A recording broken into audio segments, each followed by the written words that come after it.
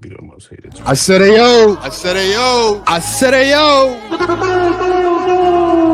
One man army against 50, bro. I stand on 50. Time out.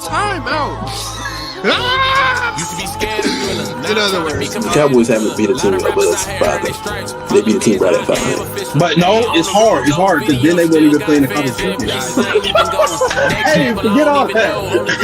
This whole year, and it ain't about fantasy, it's about the facts. No, that's not the thing. That is not the thing. We never. We just went viral for the wrong reasons again. Do you realize it all comes back to fraud?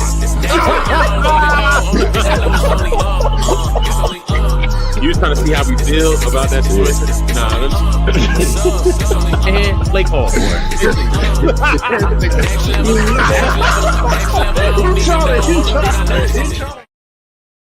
I said AYOO. Yo. Sure, man. New year, man. Boys is here. Welcome to 2026. Only right, we on episode 146. Go. On, you know what I'm saying? Yeah, man. You know, with the new year comes, it's that time of the year, January. You know, 2025 is wrapping up. More specifically, that football season is wrapping up. You got NFL's came to a close. College football is down to the Final Four. So we just gonna go straight into the payments, man. Kicking off with college football, man. We had an eventful weekend, man. We was one game away from, more college football reform. But yeah, man, we're here, man. We down to the Final Four scores. We have Indiana and Oregon, and then you have Ole Miss and Miami. What are our thoughts? Where do we want to start, within the college football playoffs? Or we can start with the bowls. You know what I'm saying? We can start with the bowls and work our way up. That's like talking about the fifth place championship in fantasy football. Nobody cares. No, we're gonna have to talk about the bowls, but carry on. What stood out from? We are facts. My bad. Yeah. Yes, we will. I apologize. We must talk about the bowls. What stood out from the college football playoff this past weekend? The New Year's six games, New Year's 4 really. I think obviously Ole Miss and Georgia had the best game, and then Indiana and Alabama was the biggest, blowout. So, or Texas Tech and Oregon. Yeah, I mean, true. Yes, skunker. I think even though Indiana did win, they do need to reform that. College players not playing for a month, then having to go play a top team in college football who's actively been playing, it does not need to happen no more. That's a disadvantage. That's a disadvantage by trying to give them advantage. Yeah. So either we have to push the season back and let's do less time in between, or who gives a damn because they're already getting paid. They don't need to play that many games. Brother, you're getting paid now. You can play as many games as you need to. Go ahead and just do that FCS format. Everybody ball. Just do that. And move. We would love more football. That give us more weeks. The fans will love it. So I mean, I think that's one of the best solutions to do, because you can't keep giving us college players cold as heck in the beginning of the game because they haven't played in a month, which is not their fault. That's the cards they're dealt with your format. Yeah, in the past 2 years, to your point, the teams with the byes having a cumulative record of 1-7, with Indiana being that one outlier. I think those are reasonable takes, and I think changing the schedule would be reasonable and only fair. I will say I do think we still get great product of football, regardless of how you look at it. When you look at the games that occurred, although the rankings, although the top seeds might have lost, we could truly say that it was great competition for half of the games. I think Georgia and Ole Miss turned out to be a cinematic film. If you're expecting anything else other than that, regardless if Georgia lost, I don't know what you like about college football. And then Ohio State, we spoke high about Miami before to respect it. So I don't think Ohio State was disadvantaged at to that much. When you look at the bye, it just so happens that it matches the last year's activity. So it's they'll definitely change it. But I think football is still football at the end of the day, and if you fight for the top seed, you got what you wanted. So I gotta I gotta throw one shot in there and then I'll be serious again. Hey Preston, you're an Alabama fan, right? yeah, I am. You seen your team be undefeated and win the national championship, right? Plenty of times, right? Even in college football playoffs, right? Maybe. I Okay. can't I recall. mean, I've seen Michigan do it too. Beat our rivals, win the Big Ten, win the national championship. I Oh, guess that's just not the recipe for Ohio State, man. I guess they get it's one or the other, bro. They just can't have a complete season. But all right, continue. I'm done. I just had to throw that shot out there. Go blue. Go blue. Mind you, Go Blue was the only team to lose to an SEC school this postseason. But nonetheless, Hey, brother. They um, have a lot of problems up there. They're more worried about football. I think it just doesn't make sense to me. It doesn't make sense. Like I agree, like the time gap, it doesn't make sense, regardless of what's going on the field. And I mean, you have to honor the numbers. I think if we get another season of a similar output, I think it definitely should change. But I mean, as far as the matchups, I mean, I guess you could say they weren't really disadvantaged because, like you said, we all spoke high on Miami. So for them to beat Ohio State, I'm not even as a Ohio State fan. I'm not shocked at that L. Ole Miss and Georgia hard to beat a team twice, and Ole Miss was in position to beat them the first time. Texas Tech, boy, oh boy, Stinky. yeah, they already got them a new quarterback immediately. They Yeah. wasted no time, man. They Who they go quarterback get? Swordsby from Cincinnati. Um, Mm, Yeah, man. NIL transfer portal is on fire, bro. Indiana got a couple coming through the transfer portal, and they still playing football. I mean, it's kind of ridiculous. But as far as the games and what happened, I think that I think Texas Tech defense did what it needed to do. Offense just didn't help them. 100%. Um, Texas Tech defense definitely gave the team a chance to play. I believe they forced a couple turnovers, a lot of field goals. The offense was non-existent. You're just not going to win a game like that. So Oregon is hot, man. They're looking good. Some would say, and we get an Oregon Indiana rematch similar to Ole Miss and Georgia. You want me to go speak ahead. on that and be honest? Go ahead. Tap that ass, Lynn. That's what they finna go to. They finna tap that ass. I ain't. No, I ain't. I'm talking Boger. They're gonna tap that ass. Like I said, the only team I had faith in winning was Indiana out of that long break because how well coached they are. They're probably gonna dog walk them boys. Because if Texas Tech had a somewhat of an offense, that game would have been totally different. Because like you said, that defense was balling out, but you can only ball out so much without help from the offense. Then you just start winding down. So Indiana plays both sides of the ball. Yeah, I think time of possession, Oregon had the ball almost twice as long as Texas Tech. Defense is going to eventually, run out of gas. So they did what they needed to do. They held them to 6 points by halftime, but there's only been so much you can do when you're stuck on the field the whole Yeah. game. And I think we discussed it, Big 12, we had a lot of high hopes for Texas Tech on how they looked against conference opponents, but NIL, no NIL, under the table, no under the table. Big 12 football is not, it's not really attractive. And that's what you get when you start playing cross conference teams. I do believe that Oregon is not half as good as they've been in the last few years. So I do think there's a rude awakening in the next game this week. But Or So seen tougher opponents throughout the year, so it makes sense. for sure. So Indiana's like that, or Alabama just fell apart. I think two things can be true at the same time, for sure.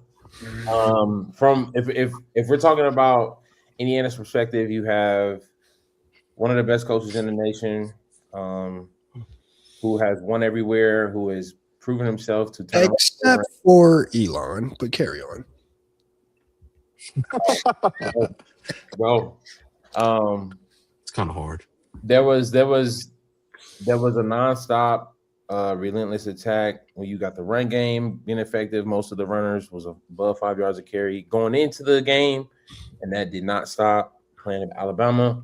Fernando played like a Heisman, and then defensively, I mean they've shown why they've been undefeated so far.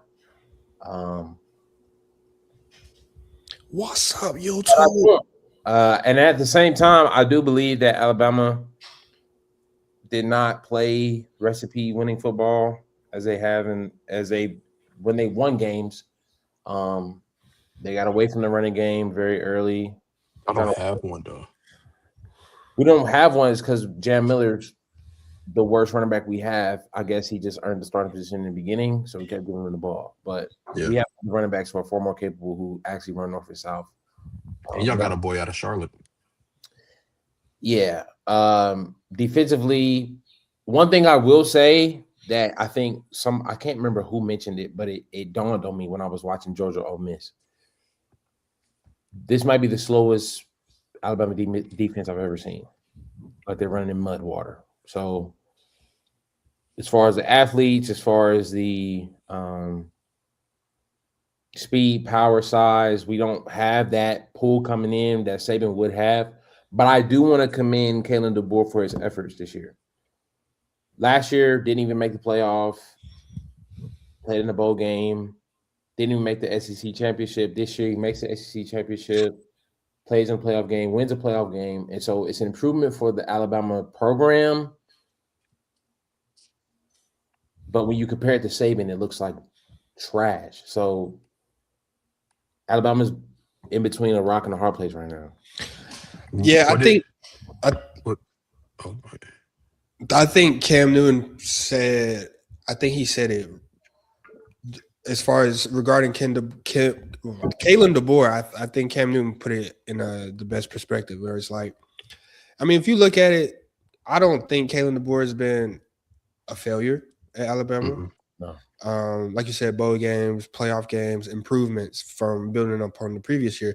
It's just that, I mean, he's walking in Saban's shadow. That's already impossible, to do. But he can't be Saban. He just has to find his own lane. Find out what is Kalen DeBoer going to be. Who is Kalen DeBoer going to be? Because, I mean, obviously there's the standard there for him to be great, championship. But it's a different ball game, which is why Saban left. And he just got to figure out who is Kalen DeBoer going to be. And I think when you look at this team, it makes sense to me, though, because Kalen DeBoer came from Washington. Mm-hmm. Washington was known for their vertical attack. Michael Penix, and they put 3 receivers in the draft. I think maybe one panned out, Rome Odunze. But he was running a vertical attack at Washington. They was throwing the ball. So when I look at this Alabama team, and I see that they only rushed for 23 yards against Indiana, when I see that they struggle with rushing all season, it makes sense. Obviously, Saban didn't go for that. He got 2-3 Heisman running backs back there, and about 10 in the league. First round. So exactly. And so when I look at this offense, and I see Ty Simpson being the best player on this offense, and the rushing game damn near non-existence, it makes sense. But he just got to figure out what's going to work for him, and just carve his own lane at Alabama, which is going to be hard to do. Yeah. What did you say, person, earlier? You said something about Texas Tech and their league. You said F the Big Four. We the Big Three, like we started the league. Go. You said in the Big Ten's on top like Muhammad Ali. Okay, let's get it. That's what you said out your mouth, right? No, that's not what I said, but that was good. I like that. But to the Alabama's point, if you're going to try to create an identity of vertical passing, high power offense, you have to address the offensive line, which when you see the history of passing the team from Saban to DeBoer, the offensive line was already a struggle. And now I believe that it's going to be much harder to recruit linemen because linemen do not go places where they don't go to the league. Mm-hmm. There's no point in carrying that weight. Like, it's just a health issue. Like, there's no point in carrying all that weight if you're not going to the league. Okay. So when you look at like Georgia, like you see Georgia is now a machine for linemen. You see Indiana is becoming a machine for linemen now. Notre Dame always historically. Notre Dame has always been. Notre Dame always. They've always won games. So if you can't produce linemen that are going to the league, building an offensive lineman going forward in the near future, it's gonna be very tough to do, bro. But shout out to him. Year 3. Yeah, that O-lines definitely need addressing. But on the other hand, Indiana, I mean, mollywop. You feel me? Yeah. You have Mendoza throwing more touchdowns than incompletions.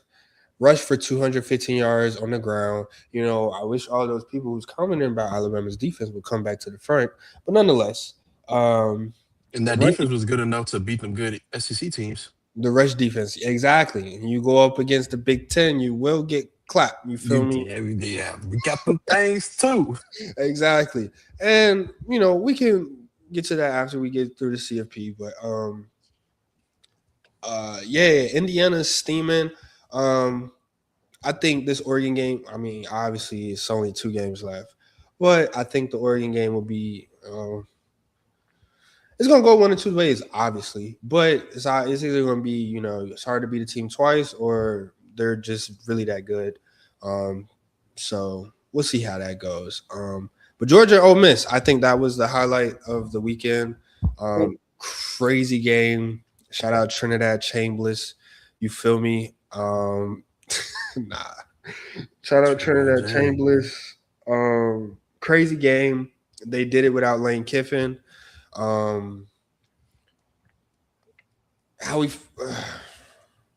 Smart's supposed to be that guy.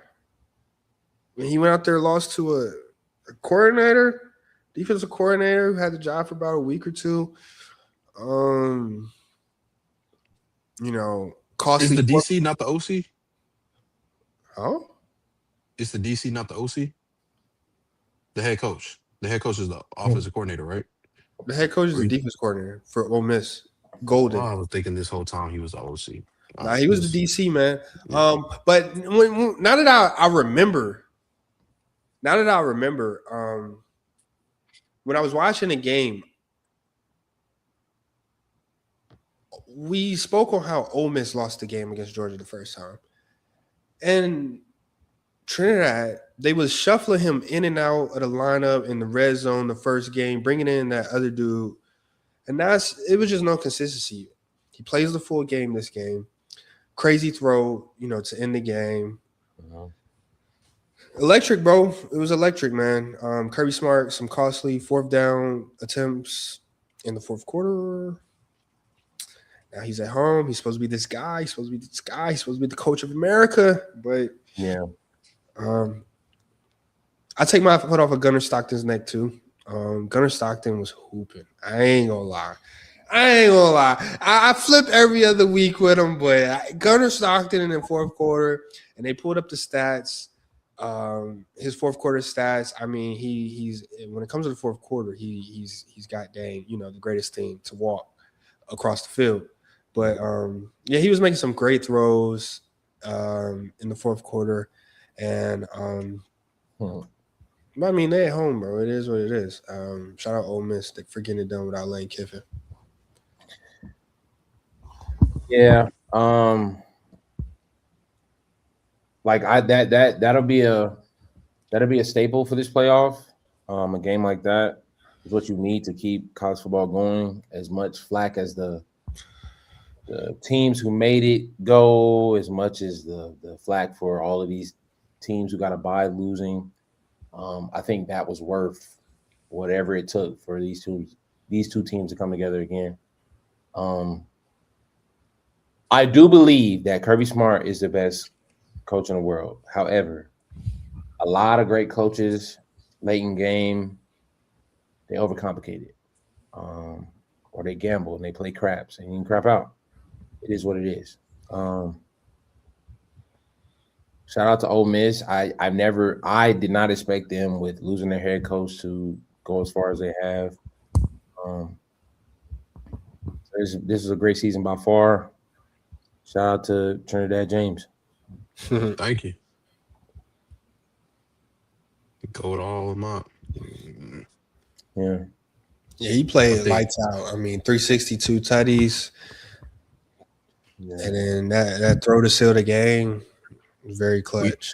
We still saying Kirby Smart the best coach if Indiana wins this year? I mean, we have short-term memory if that's what we're doing. I mean, it's easier to win in Georgia than it is in Indiana. That's one of the greatest coaching It jobs was I've not ever seen. until Kirby Smart showed up. It was not. I don't think you heard what I said. I said it's easier to win in Georgia than it is in Indiana. Do you disagree with that? Yeah. I'm not gonna dwell on that because we got a show to go to. I don't even understand the question. No, I agree. It is definitely easier to win in Georgia. Yeah. First off, Georgia has like the hotbed of recruits. If I'm building a national championship, I'm circling Georgia and saying I want everybody. He's made it that way. What? Bro, you've played NCAA. No, not even NCAA. NCAA aside, bro. No, but what I'm saying is like you can't name no lineman coming from Georgia before 2018. You can't name no defensive guys coming from Georgia. Nick Chubbs. I said Nick Chubbs. What's his cousin name that played at NC last name Chubb? Bradley? Yeah. Bradley Chubb. And he's from Georgia. But I'm saying I'm saying he has the hotbed of recruits. Georgia, the state of Georgia has hotbed of high school recruits. And that's what I'm saying. I guess. But what was you saying about the game? I don't know if I've said. I might have said it in a previous episode, but I'll say it again. If Cignetti wins the chip this year, it'll be the greatest coaching season I've ever seen from a coach. To put two teams in the playoffs and take Indiana, have a perfect season, defeat the reigning champs, and go win the championship. What, 4 postseason games? It'd be the greatest coaching job I've seen in my lifetime. Yeah. Hands down. I mean, nah. The only reason that I say short-term memory is because does Georgia have 2 national championships? 3? Mm-hmm. Back to back, don't they? 2 back to back. He's been to like I don't think that Cignetti is going to slow down anytime soon. So I'm not trying to take away any credit. And I do believe that this season would be like up there with Don Shula when we talking about remembering seasons. But Kirby Smart has done it for the past almost like 10 years now. Yeah, I agree. You definitely need some consistency, before you can start being held. But that's why I said just this season alone. Me personally, I said just this season alone. It would be some of the greatest thing I've seen. And then lastly, we have the Miami and Ohio State game. I mean, 7 Bill, do you have anything to say? Yeah, I wasn't wrong. I was early. I mentioned this is I look at it this way. I think when things go the way they can go, they're gonna go how they're supposed to go. When we was breaking down Miami, Ohio State, I said if there was any team that was going to be the upset, it was going to be Miami. When you see how it played out, and I said special teams is going to be a factor, we saw 3 points off the board because of one of the worst kicks again in Ohio State history. See it like college football playoff, Ohio State, worst kicks I've ever seen in my life. Every year, we said that was going to be a factor, and it became a factor. And when you look at 14, 14-14 or 17-14 versus 14 or versus 17-17 in the end, the ending plays out differently. When I mentioned that Indiana had 5 sacks in beating Ohio State, and that was going to affect Julian Saying, Miami had five sacks, and the interception in the beginning did not help Julian Saying settle in at all. Jeremiah Smith went off against Indiana. Jeremiah Smith went off against Miami. Although he missed a block, that'd be on, combine film. He still performed well, and they still lost because the key to winning against Ohio State was all about making Julian Saying the worst player on the field. Julian Saying did not have a great game. He missed a lot of throws, and it ended up being the swinger for Miami. I also mentioned that if Carson Beck did not ruin the game, they were going to win the game. And he did not ruin the game. In fact, I feel like he's played his best game we've seen in a few weeks. So it made sense. When you look at what Miami has set up over there, they have top-tier pass rushers. They have a great defense. That's some dogs on that side. When you look at the plays that were made, when you look at the pick 6, 5 sacks, that's pretty tough to beat. And you look on the other side with Mark Fletcher, who we haven't mentioned a lot. He's a great runner of the football. He runs straight. And although it doesn't look flashy in games against Ohio State, he gets first downs. And a couple first downs. Ohio State was a couple first downs away from coming back. And they picked it up a little too late. I mean, the Ohio State defense was just getting ran through. It was like an open cave, very inviting. Huh? In the fourth quarter. Yeah. They couldn't get a stop when they needed it. And pressure on Julian Saying led to that game being out of hand. I mean, they got a free 7 thanks to Jeremiah Smith. But I mean, I'm not surprised at Miami winning the game. Now they better go win this national championship. Probably not. But that's what we said. We got to remember, Miami is also a team that doesn't know how to put it together all the time. When it comes to Ohio State, I feel like, if I'm not mistaken, I feel like y'all start feeding Jeremiah towards the end of the game. I think that's where y'all messed up at. When you got Debo Samuels, when you got Debo on the field, who's better than everybody else, feed him the ball. I don't care. He should have had 20 targets if you wanted to win. The way y'all was playing, just give him 20 targets. Did you say Debo Samuel? I meant Debo. Samuels came out naturally because we're talking about football. Debo. Okay. Yeah. Just Debo. When you got the best player, probably, I'll say it, the best player in college football, definitely on the offensive side, you just feed him the ball. I know Tate is good and everything, but you're triple teaming Jeremiah Smith for a reason. Feed him the ball. Find a way to get him the ball. Sweep, do whatever you need to do. Give your best player the ball. Or at least run it with Bo Jackson a little more. Because Bo Jackson he did straight. He had a touchdown, if I'm not mistaken. He had a touchdown, but 11 for get 55. that going a little more than just Bo Jackson and Jeremiah Smith. It should have been that type of show. He should have put up Julio number. He should have put up 250. I mean, if y'all wanted to win the way they were playing. But if we're being honest, Miami defense really suffocated Ohio State's momentum until the third quarter, which was the only quarter that they looked like Ohio State.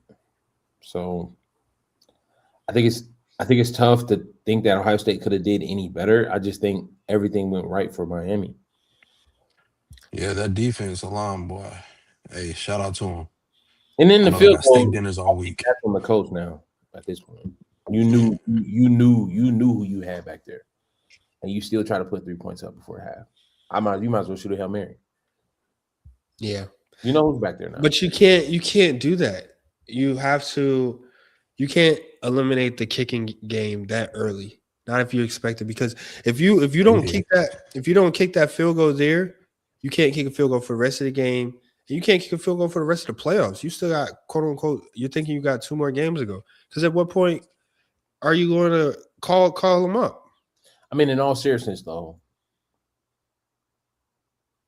that might be the Ohio State's benefit for the foreseeable future until they get a real kicker.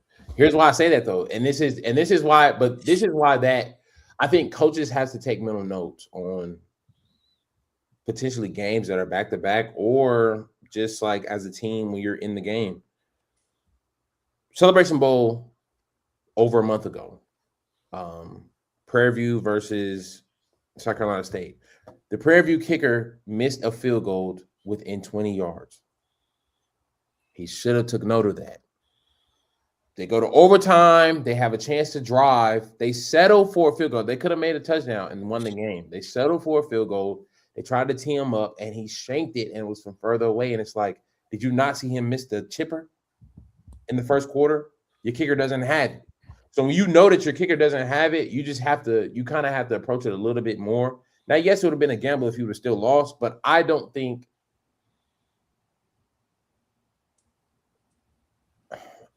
sometimes when you're in a situation like that, when you're down 14-0, pick six, Miami come out there, take the momentum. You can't play it safe. You can't play it how John Madden would tell you to call it. Like, you kind of got to go for jugglers because your kicker is not – he doesn't have the ice. He doesn't have it, and you don't need to win this by 3 points, because if it comes down to 3 points, Ohio State's not going to win. Let's just be honest. Over the past few years, if it comes down to the kicker winning the game, they're not going to win the game. So, it's like damn if you do, damn if you don't, though. So, whatever. It ain't rocket science, man. All you gotta do is go to the soccer team and get one of the soccer players, man. It's the oldest trick in the book for football. And we're progressive. If your girl soccer team better, get one of them. Get somebody good. That's crazy. The face you made pressing is wild. I ain't gonna lie. How do you want me to respond to that? Bro, I mean, it's the truth, bro. If your girls like UNC, everybody know UNC women's soccer is like top tier, like the best ever. If they need a kicker, you go into the women's soccer team. Get the best. Who y'all got in the games this week? That's crazy, bro. I try to be progressive. I'm saying like, but when I tell them time to get in the kitchen, I'll hush me up. That's crazy. That's crazy. Ole Miss, and Miami. We got SEC matchup. I think that Ole Miss is the last SEC team standing. The reason why I'm high on Miami is because of what happened against the Ohio State game. I mean, they have the best defense, standing. If you ask me, I think so. That defensive line is going to carry. Yeah, they got NFL players on that defensive line, and we got a defensive line like that that's going to wreak havoc. I mean, it makes the game easier for everybody. So I expect Miami's defensive line to carry them to the national championship. I expect them to carry whoop up on Ole Miss. Now, Ole Miss has shown that they can put up points. And if they do get into a shootout, that's only going to create more margin of error for Carson Beck. And that could be dangerous for Miami. Yeah. And I think the wild card, which is why I don't want to say this, because I think Miami's going to win. But I think the only way for Ole Miss to win is to eliminate the pass rush, and they have the perfect offense to do it because they play with tempo. You want to eliminate the defense being a factor.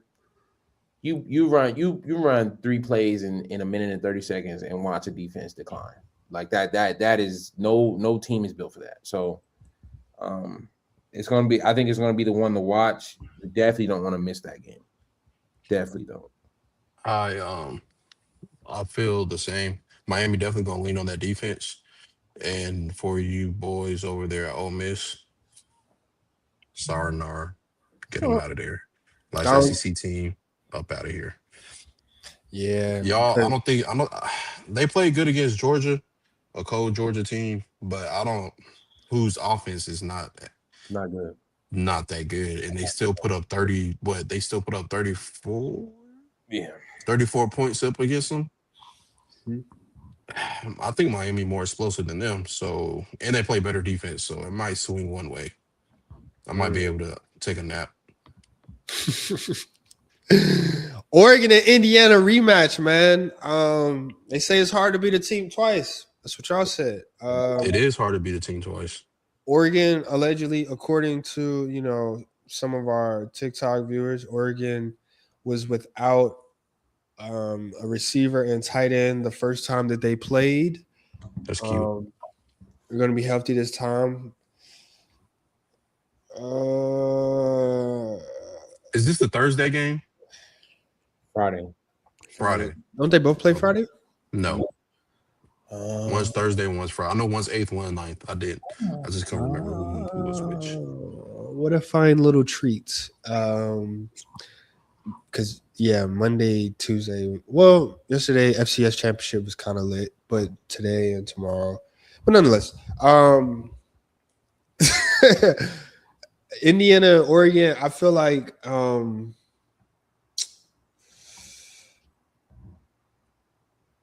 it's going to be a Big Ten game. I think that's what we're going to see. We're going to see a Big Ten game. These are two teams who like to run the ball a lot, two run-heavy offenses. Obviously, Oregon has electric weapons. They can go vertical. Indiana has the Heisman quarterback. But the thing is going to be a Big Ten game. They're going to be a lot of running the ball a lot. Let me see where these games. Which bowl game is this? It is the Atlanta Peach Bowl, Chick-fil-A Peach Bowl. It's gonna be a real gutty game. It's gonna make a lot of people mad. I think that's what's gonna happen. We're gonna get a lot of Big Ten discourse this weekend with this game. Yeah. But there's 100% chance that there will be a Big Ten team in the championship. Oh yeah, hands down. That's very elite.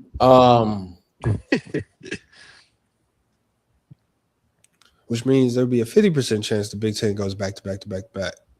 But three-peat is crazy. But we're gonna get there. Don't worry. And we talk about Oregon offense. Back to back. You mean three-peat? He meant three-peat. Michigan, Ohio State, Indiana. One of them. All of them count. No. The Oregon team. We talk about the offense, but I don't think their defense could keep up. Like Indiana defense could keep up. Ever since they played Ohio State and played that set of wide receiver duo, they're not knocking smoke with anybody else in the country. I don't expect them to dust them boys. Not at all. I think they're gonna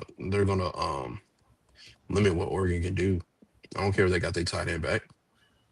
You said they were missing the tight end and who else? Receiver. Clamps. I will say there was a moment in the Indiana-Alabama game. I think this is where I cut it off. But I genuinely was driving though. And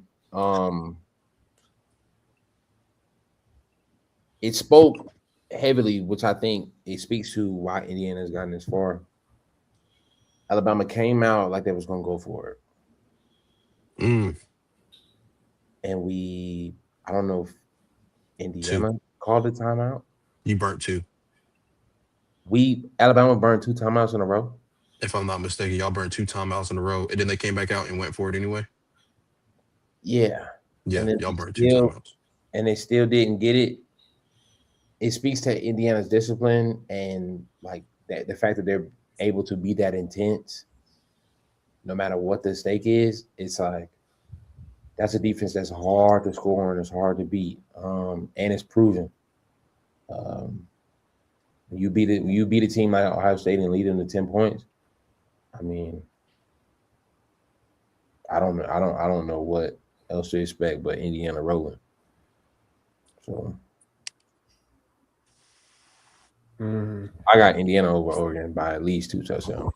Hello. Nah, for real though. Bro, like Preston said, bro, when I seen that play, it's funny. I was driving to DC when that happened. I said, you burned 2 timeouts and you still don't get it. And they flipped the field, so they're in already damn near red zone. Yeah. I said, yeah, game over. I still watch it because I need entertainment while driving. But I said, yeah, over. Driving. No. No, you know what I mean? You put the phone up on the dash. You never paid drive. You never paid attention to the commercial. No. But yeah. I think Indiana's definitely going to. I think Indiana's going to win this game as well. I think, like I said, this is Kirk Cignetti's chance to, carve out a space for himself in the college football landscape. We're just going to see like just how big a stake he's going to take, because like I said, I think Indiana. I'm not all the way hip, but as far as transfer portal, I think they're like been very active. And then you have considering that whole Big Ten up north region. He could definitely take over up there. But as far as the football game, Dante Moore, like I said, quarterback play landscape has been very mellow. Dante Moore, but I look at his game log against teams, basically the best competition he's played all season. As far as the playoffs, he threw no touchdowns against Tech. He's thrown 3 picks in the playoffs already. And then when they played Indiana the first time,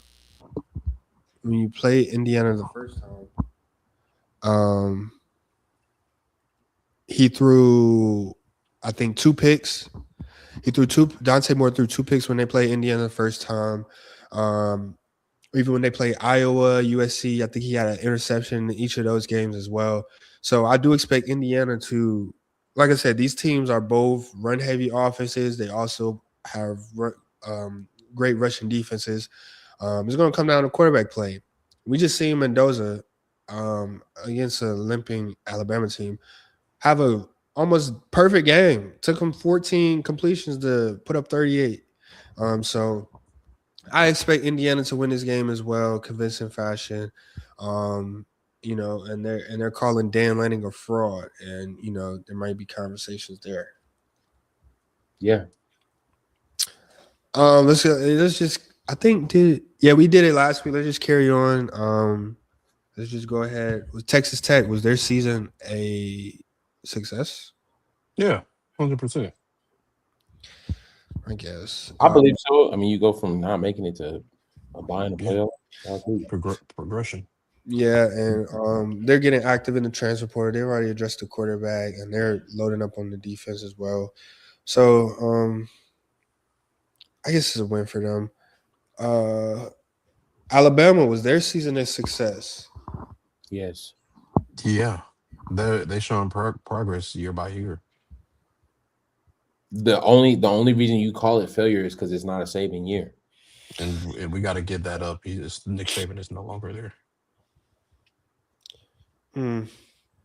Yeah, I guess. And then we don't give him the grace when Nick Saban say he's not coaching no more. How many players transferred out of there? Yeah, I think once Ty Simpson, I think Kalen DeBoer, I think he has like 1 or 2 years left because, now the Saban players are rolling out of there. Now his recruits are going to start getting the playing time. All his recruits, is going to be on the field, and we're going to really see, his system at Alabama. So, yeah, his grace period is running up, but I guess their season was all right. Georgia, was their season a success?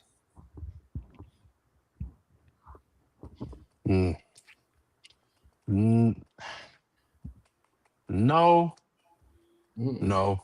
ACC champions. I would say no. Yeah, I'll say no because we expect more out of Kirby. And the same situation happened last year. They went to the playoffs first. They had a bye, if I'm not mistaken, and they lost. Or did they? No, because they played. No. It was Oregon, Boise State, Texas. No, it was Georgia because it was Oregon, Boise State, Boise State, Georgia, and State. Notre Dame. They lost to Notre Dame. The same way. It was a great game, but I mean, you lost again. So it's like Kirby Smart has had 2 opportunities to see how this bye week stuff goes, and he couldn't deliver. And I don't think it's a failure in regards to like he got to be fired or something. But I mean, there's definitely room for improvement. You got to tighten up. Yeah, no playoff wins. And Ohio State, was their season a success? I mean, sure, you beat Michigan. You got one of them. You got what you wanted. So yeah. At what cost? At what I cost, mean, bro? hey, you got to pick one, bro. At what cost? I think it's ridiculous that they didn't get it done. Yeah, I think No. it was it wa- it was a it was not a success. No Big Ten championship, no playoff wins. And if Ryan Day lost to Michigan, he'd be fired. Yeah, definitely with y'all on defense having what 3, 4 first rounders. Uh, Downs, Reese, the D tackle, and I Sony, think they talk about y'all linebacker now. yeah, Sony Styles Yeah, for sure. Definitely a failure. Not a failure, but not a success. And then as far as well, I think that something that needs to happen. Y'all know how the college basketball has the conference challenges. They need to introduce that into football. Like in college basketball, there's the Big Ten ACC challenge, Yeah. there's the Mhm. SEC Big 12 challenge. They Yeah. need to introduce that into college football. They do that early in the season. That's like the earliest tournament. That way we get those cross conference matches. You get the competition, and it's like the top of the conference play the top of the conference. It's not Carolina going out to play freaking Missouri. Like no, like big dogs play the big dogs. So I think college football needs to implement that in those first 2-3 weeks of the season before conference play starts, and cut the middleman out because Texas Tech going out there and putting up 0 points is disgusting. Considering you look at their season, they dominated the Big 12 and go out there and put a goose egg up. You have the SEC, who's been overranked all season. Mm-hmm. SEC only wins. The only wins the SEC has this postseason has came from beating itself. If you take out the wins, the SEC got over itself. They have one win. Yeah. So I think college football needs to introduce the cross-conference challenges the same way college basketball does. And this will help with viewership, rankings, and postseason quality play and all of that. two things. I agree with you 100%. They should do that. The problem is the Big Ten will play like that, ACC, and then the SEC. Other than Alabama, which I respect them because they go out there and try to play who they can. Other than Alabama, they'll go out there and try to play like Conference USA. That'll be their challenge because that's what they would do. But I told y'all, I said this. I've been called all types of names, and it hurt. Actually, I don't give a shit. But I've been called all types of names for saying this for what 2 years now. I've been trying to open y'all eyes about the SEC. It's not the good old days no more. It's just not, bro. They're hiding in their own conference, saying, "Well, we're the best team because we beat each other." Man, shut up. If y'all didn't use that excuse for the ACC last year, when all them SEC teams were good, right? We don't do that for nobody else, but we do it. We do it for the SEC in all sports. Let's stop it. The SEC is not no juggernauts. There's no Nick Saban there, who was the juggernaut. Kirby Smart, respect you. You are still a great coach, even though you lost the last 2 years. You're still a great coach. But other than that, there's no consistent team in the SEC. Absolutely zero. Literally, Texas came in and started being a top dog in the SEC, and they could even get it done in the big. What was it called again? What was it called again? The Big big. 12. They couldn't even get it done in the Big 12.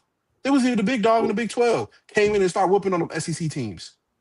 That should have showed you right there, and that was the key factor. When Texas came in and started being daddy, SEC is not as good as it used to be, bro.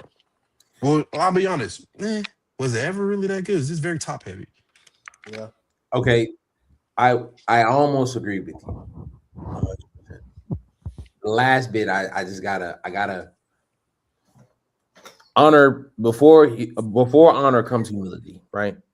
So I agree with you that the pendulum on the conferences has swung for sure. The SEC is not it right now. When you look at Alabama being in the Saban recovery mode, not it. Georgia falling short,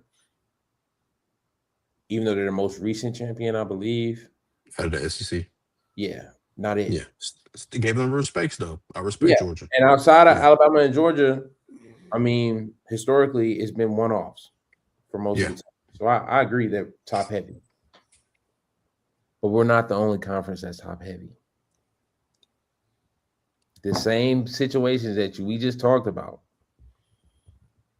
we can say the same thing for the Big Ten. It just so happened that this is the Big Ten's time. And I do agree that the Big Ten is the best conference right now. Right now. Whoa, breaking news. I mean, it showed. It showed. I mean, Indiana has proven themselves, but this is new. This is new for Indiana. The last 2 years is brand new. When Oregon pulled up, to the Big Ten, they became a top dog immediately, just like Texas with the SEC, because the Oregon was not always in the Big Ten. Who did Oregon play that first year though? Were they not the Big Ten champion the first year? They were, but they got clapped by the Big Ten. You know what I'm saying?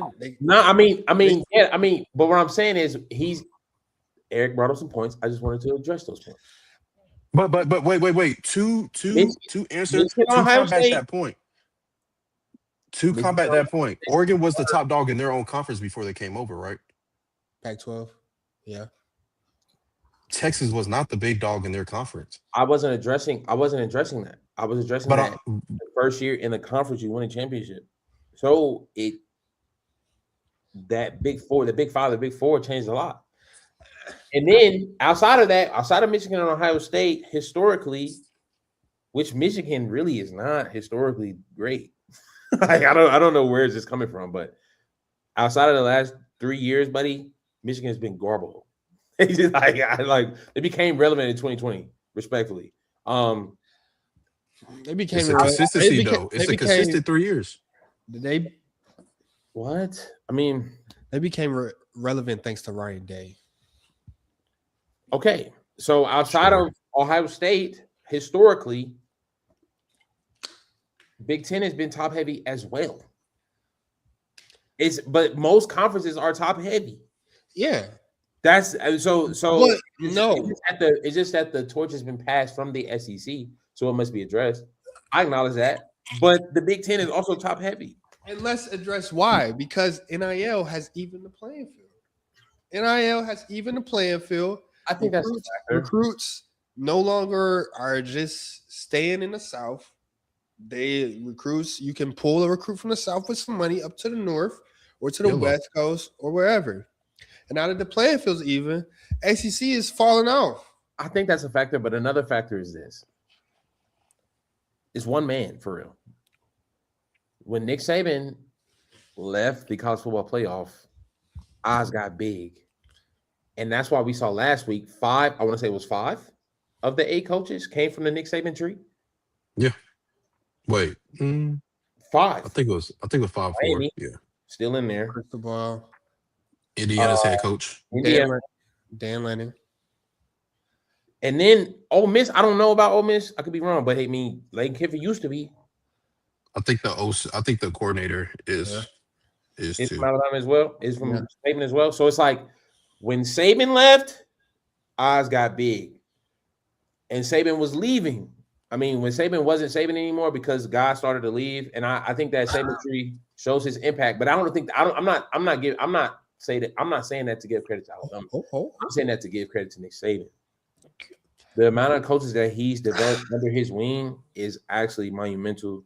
And I don't think we'll ever see a guy in the next. Well, it's going to take at least 30 years to see this level of impact. That's fair, and we only see that in like the NFL with like Bill Parcells. That's the only other coaching tree you'll see like that impact. Who Nick Saban is a part of, right? Shoot, he might be. He actually might be. You said what now? Bill Parcells really granddaddy. I think Nick Saban is in that coaching tree, if I'm not mistaken, because it's Bill Belichick. Bill Belichick coached with Parcells, but not Saban. But because Parcells was a giant, right? Yeah. But who else did he coach? Saban never coached with him. Okay. He coached at Michigan State. They coached together in Cleveland. But I mean, Bill Parcells is also tough too. Yeah. But nonetheless, I was saying that to say, Nick Saban is technically under the tree because Nick Saban's under Belichick. But Yeah. He's not a direct line. I was talking about direct lines. I'll see what you're saying about. I'll talk about a direct line. Under that's his Belichick is crazy. that's I his mean, granddaddy. But The head coach. That's fair. That's fair. but I was saying that to say the whole MO has been. I mean, I'm not taking nothing away. Like Nick Saban, he figured it out and ran with it and dominated, the 2010s. But he got out when he knew to get out. Yeah. Because we can't sit here and say, can anybody sit here and confidently say Nick Saban would still be running-ish the same way to this day if he didn't step down? No. unless they gave him an endless bag to give away. No. Nah, but I think the bag takes away his coaching style. Yeah, because they're like, I don't got to deal with this. I'll hit the portal. I'll take my million somewhere. I think Nick Saban he talked to kids a certain way that ultimately, I mean, men need, but we getting soft. Last days. That control, that NIL empowers the kid, and it makes them feel a little bit self-righteous and untouchable. So it wouldn't be. He's not player-friendly coach, for real. I feel like, but I don't know, because I feel like because he's under the same tree. Okay. I feel like Indiana's head coach might coach the same way, low key. He might say cool phrases here and there, but I feel like he's hard on them kids too. Yeah, because didn't y'all just say like the discipline Indiana shows like on the field, that comes from with some fear. Yeah, some fear. I was like, discipline comes with some fear. You gotta be worried about the outcome if you don't do right. Yeah, to the point where Alabama wasted 2 timeouts and didn't get a 4-down conversion. That's crazy. Absolutely ridiculous. Yeah, that was good ball, because I meant to write that down so I can remember.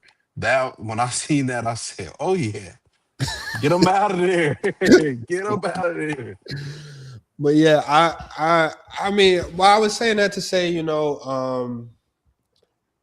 I see what perspective y'all saying as far as the empowerment of the kids, but I'm just saying as far as the leveling out of the talent, could we confidently say Saban was still, run with it? Because Saban, it got to a point where he recruited because off the name of Alabama, but it wouldn't really work like that no more once the money started coming in. But no, that's good.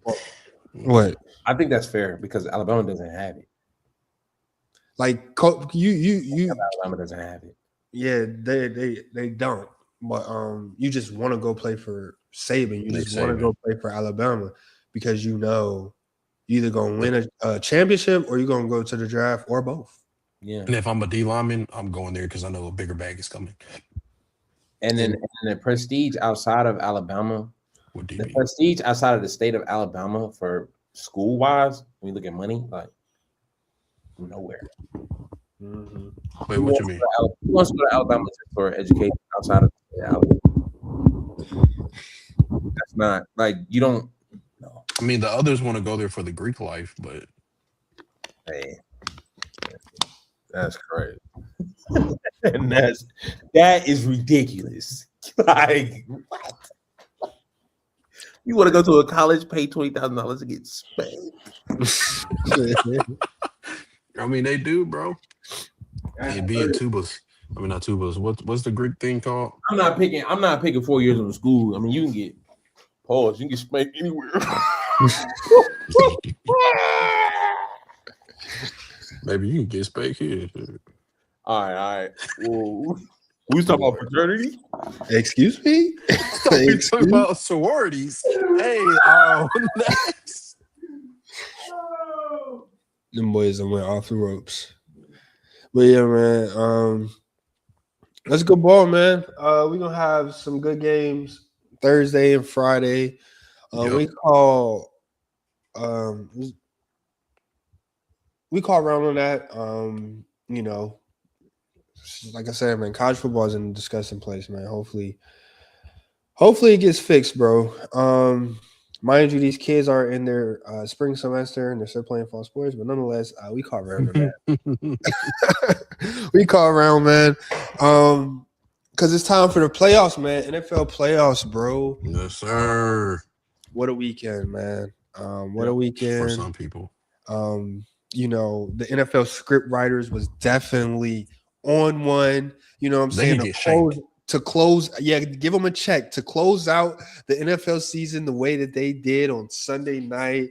It's just a masterpiece, but nonetheless, I know what it is. Power rankings, you feel me? Did the Bears? No, Bears didn't win. So, nobody. So keep it in the same order. We won, but we'll talk about that later. So we keep it in the same order. You know what I'm saying? Because folks want to skip a week when the Cowboys win and everybody else loses. But nonetheless, You were Bears. never. You see what I'm talking about, Preston? Preston, I'm not tripping, right? What? Week by week, it must be named. What are you talking about? But keep going. That's how we do our rankings order. No. Keep going. No, keep going though. You got it. Bears. No, but end of the season we rank all the playoff teams. So we're gonna be ranking the playoff teams 1 through 14. Okay. Bears, Panthers. So 7, Bill, Eric, and then I'll go last. Based off of what happened last week, the number one team in the NFL right now is the Seattle Seahawks. Hands down. 5.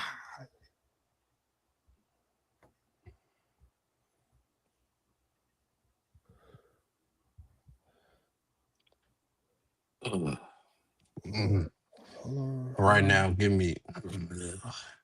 They beat a team that play no starters. Give me Denver, but they didn't play no starters, if I'm not mistaken. Chargers. Trey Lance is out there slinging.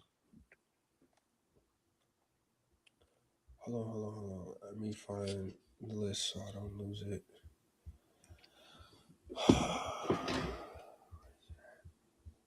Okay.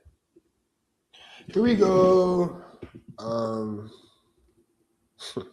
Now it's on me.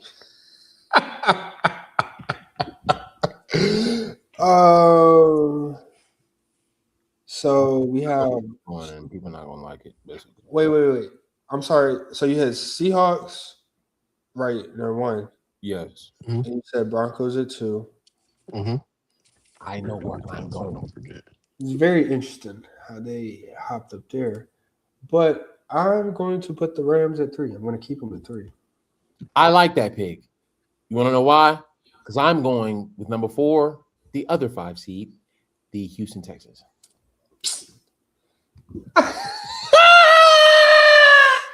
See what I'm saying? But if I speak, so you got the Panthers at 5, right, Eric? Give me Jacksonville at 5. God no. If he put Panthers anywhere other than 14, I will log off. I mean, log off. I actually don't log have off. diligence. He said he put the Panthers wherever the Texans is, but nonetheless. So that leaves at 6. Oh, who we put at 5? Jacksonville. Okay, Jaguars. That's fair. Hey, dang, that was a stinky game. No. You still got to do it though. You still have to do it. There's no better teams. Yes, it is, but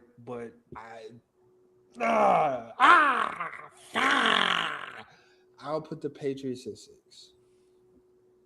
I had another name in mind. At 7, give me the Niners. What? Okay. Interesting. Am I lost? I don't think I'm lost. No, I was gonna put them at 6, but they put up 3 points. Seahawks. We can talk about it. Mm-hmm. Give me. Watch this. You ready? I'm gonna have to say them. Go ahead. Give me the Bills. Ridiculous. Go ahead now. I'm gonna have to say them. Go ahead. He said the Bills. Oh, so check. I'm gonna have to say him. Go ahead, bro. I mean, it's either thing one or thing two. Everybody's losers. But it's either one or the other. That's ridiculous. So Bills at 8. I'll put Bears at 9. That's fair. I'm gonna go Eagles at 10. Yeah.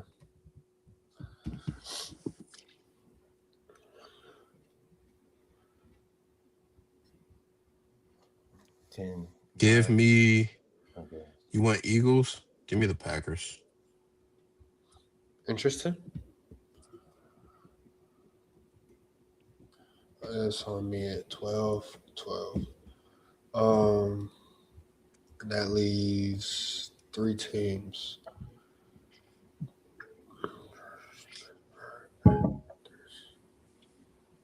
What happened? We said. Okay. I'm hip. I'll go Chargers at 12.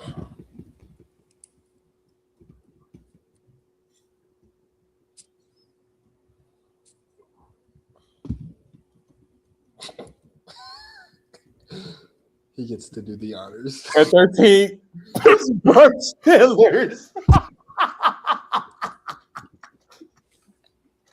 Oh snap! It's only funny because I genuinely like. I think that's the right decision, but whatever. I'm not even trolling. And At 14, Eric. Give me the underdogs. Been there before. Facts. Facts. Against the same team. who's the underdogs?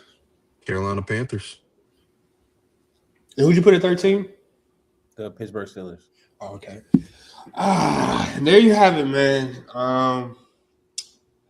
That is our NFL postseason. Seattle Seahawks, number 1 team in the NFL. Very interesting. I have mixed emotions about this one. I was high on them early, let me down early, but to see them here at number 1, shout out to them, especially for a team that has no rushing attack. And Sam Darnold with the quarterback to counter that. No good rushing ball. attack, but they play man defense better than anybody in the NFL. When you can play cover 2 all game, crazy. Defense. And to go out there and hold the 49ers to 3 points at the end of the season, after 49ers had an electric game the week before, 49ers offense and that team has actually been rolling towards the end of the season. I think they definitely rightfully earned that number 1 seed. Shout out to the rematch, division rivals. They was able to get their face back against the Rams and Niners. Yeah. I think going into the playoffs is only right. You have the number 1 seed, you got the bye. The performance you did against the 49ers, I think, spoke against the fact that Sam Darnold doesn't have to. Wait a minute. I've been avoiding it all game. Right. No, I'm Oh my goodness. Yeah. We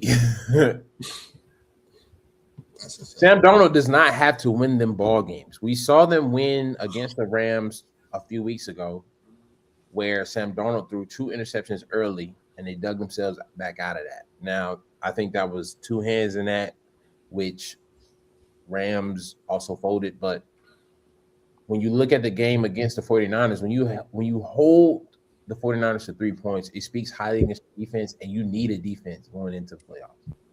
And there's only a few teams on this list that has a defense. It gets a little light towards the end of the list. And having home field advantage in Seattle with the 12th man, I mean, we've seen it historically. That's a hard game to win in the playoffs. I don't know too many teams that will win that game. So shout out to him from earning the number 1 seed. Lightning's in the chat. Yeah, man. NFC goes through Seattle, the 12th man. Okay.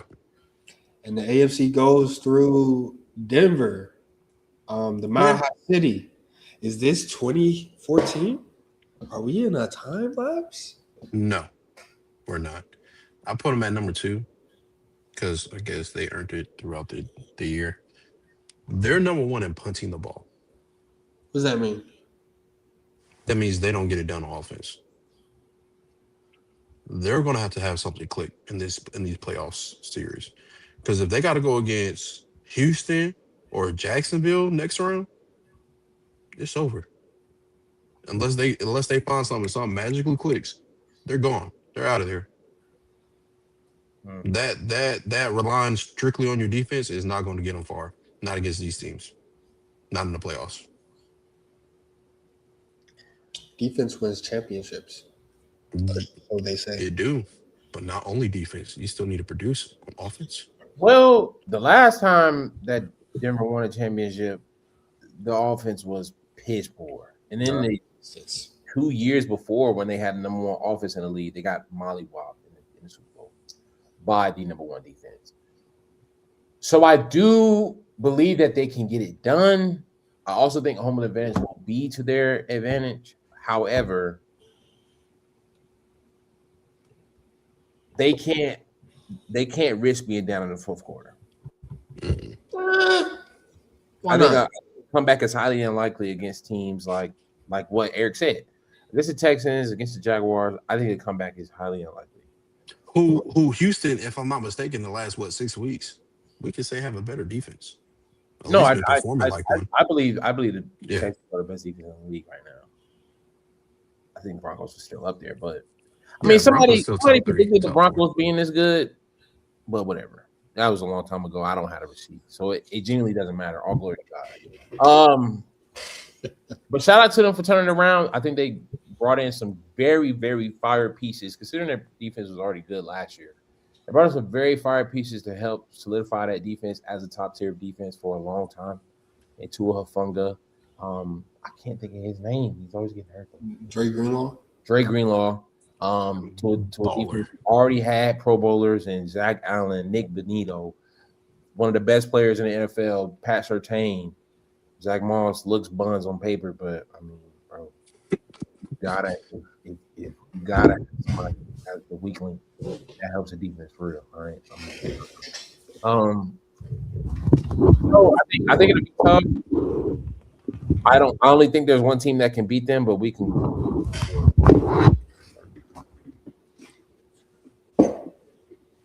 Who's the one team? I said we talking about that. We're gonna get there. Oh, okay. I mean, Rams, crazy for them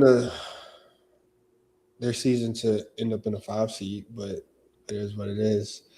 And they get a chance to go redeem themselves as to the reason why they are in the 5 seed.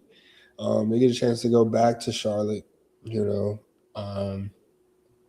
and have a chance to get their face back. But I mean, hopefully for them, Devontae Adams is back healthy and is able to compete. Matthew Stafford, is that your MVP for the season? Or yeah, hands down. He's killing them in the touchdown category, if I'm not mistaken. He leads the league in yards. And did he win the division? No. But they're right there. They still got in the NFC. They still got the second best record. Yeah. Yeah, they got the second best record.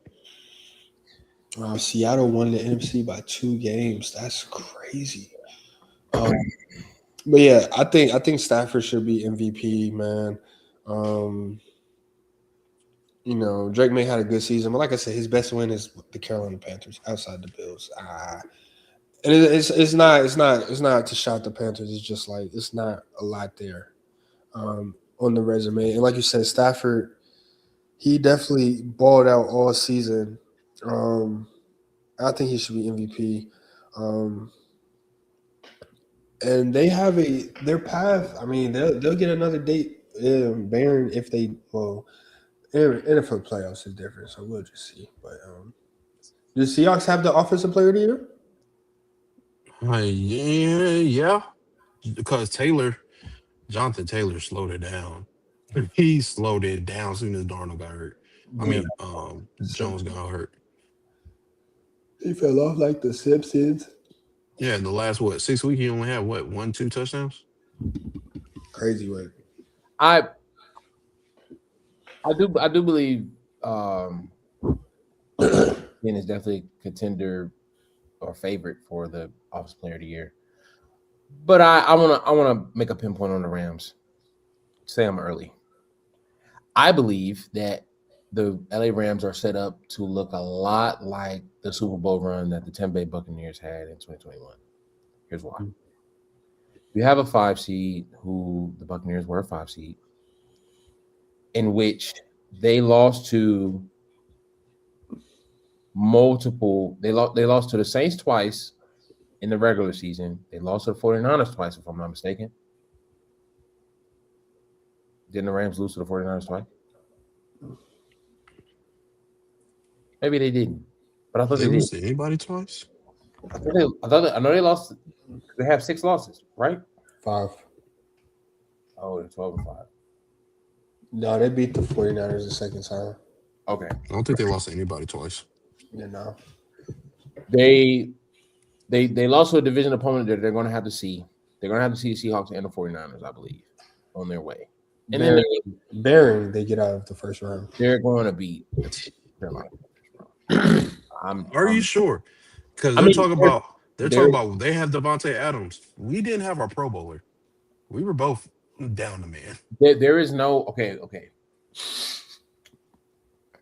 If we can just be like even kill on this one, if we can have no partiality, because God shows no partiality. There is no football that points to the Panthers beating the Rams, other than the fact that they lost. But in that loss, Matthew Stafford he threw 2 early picks, and it was just hard for him to come back. I don't think Matthew Stafford throws picks in the playoffs. I also think he's the best quarterback in the NFC playoffs this year. And I'm going to choose a better quarterback to win. And I could tell you 2 things. And I'll tell you a third thing, what I think goes against us. Yes, we did beat them, so we have that fear. We have that over them. They already know they could go there and smack them in the mouth. Number 2, we have proven and shown when it comes to the top teams in the NFC, we compete. And we mostly win when it comes to those teams. So that's what the history of this year has shown. But against us, I don't believe in our pass rush.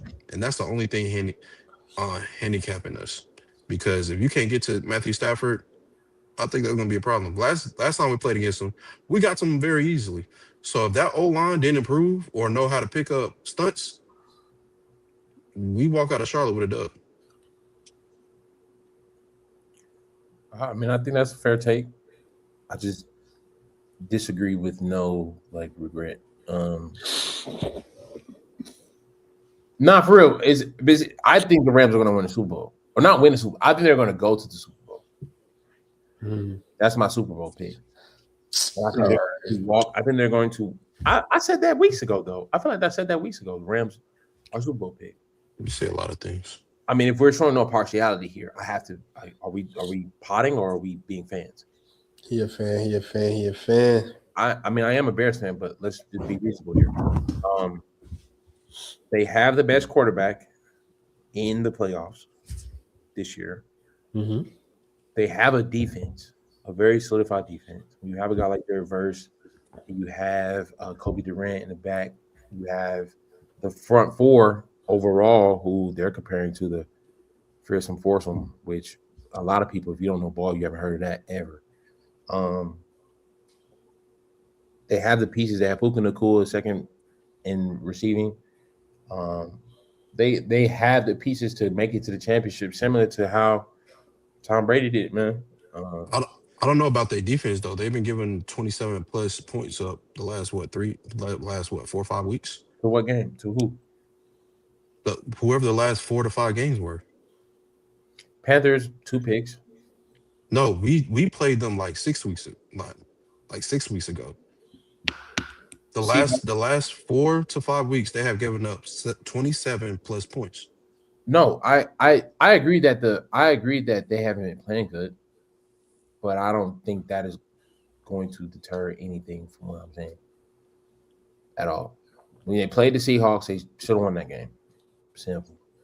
And as simple as it gets. I have never seen a game like that. The overtime.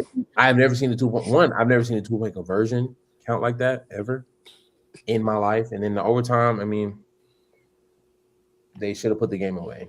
When you look at the Falcons, I've been talking about Atlanta too much, but mathematically they could have made playoffs, so whatever. So I think the Rams are Super Bowl. I think the Rams are bound to, along with the number 14. Yeah, Texas, bro. I ain't gonna lie. I was gonna put them at 3. I mean, best defense in the league right now. The season they had, it ain't the sexiest, but to start off, they started off like 0-3. They got it done. And then Davis Mill comes in and essentially he might be the MVP of the Texans. He turned the season around, went 3-0 in his starts. CJ Stroud came back and just kept the momentum going because that was all they needed was the offense to figure itself out, step up, and they did. A 9-game winning streak on top of that. They got the longest win streak in the league, and like I said, if you go and look at the win streak, I mean, it's quality there. Like it's not much slack in that win streak.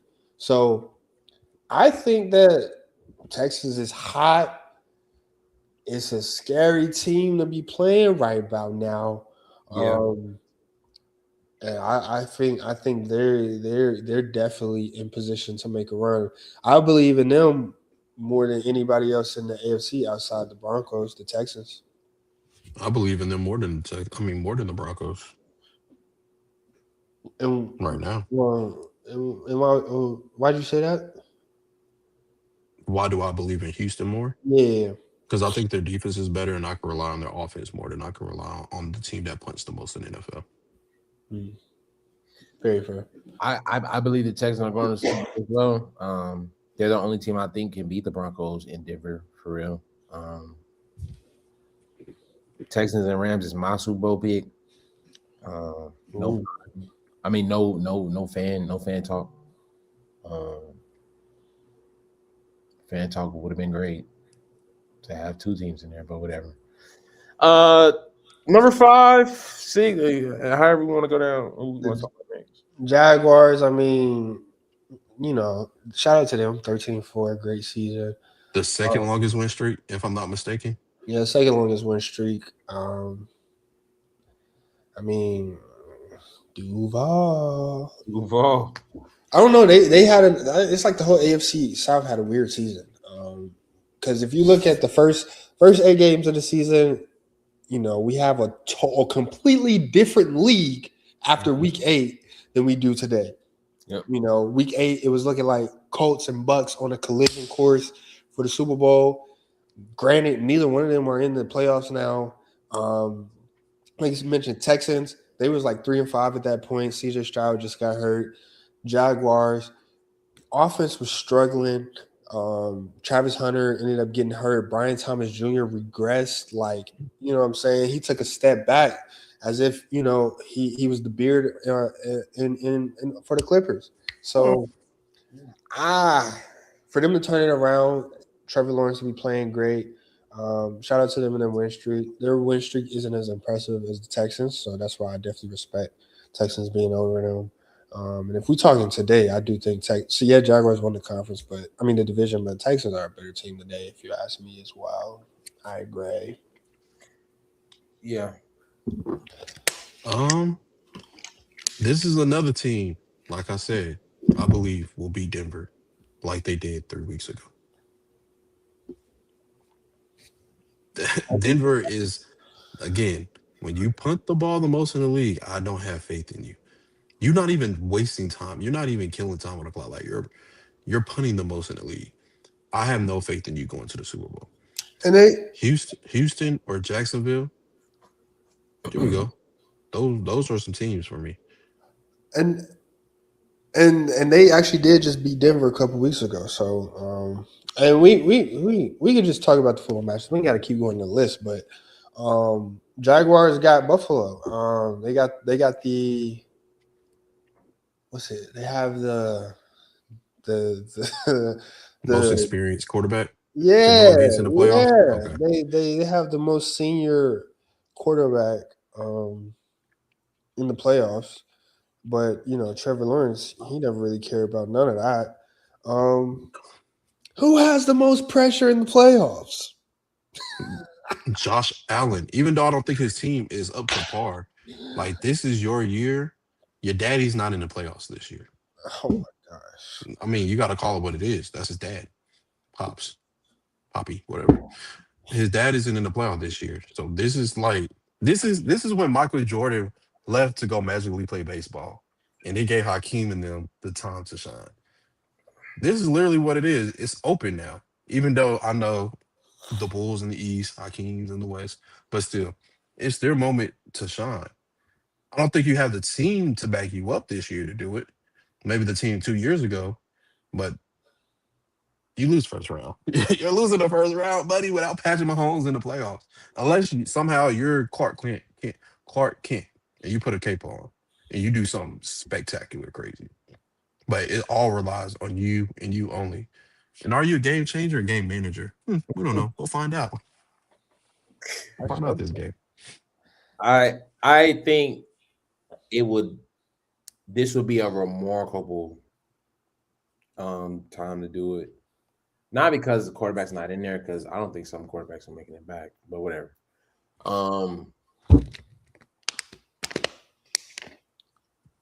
If he performs and carries his team, which I think this is the worst team he's been on roster wise. Yeah.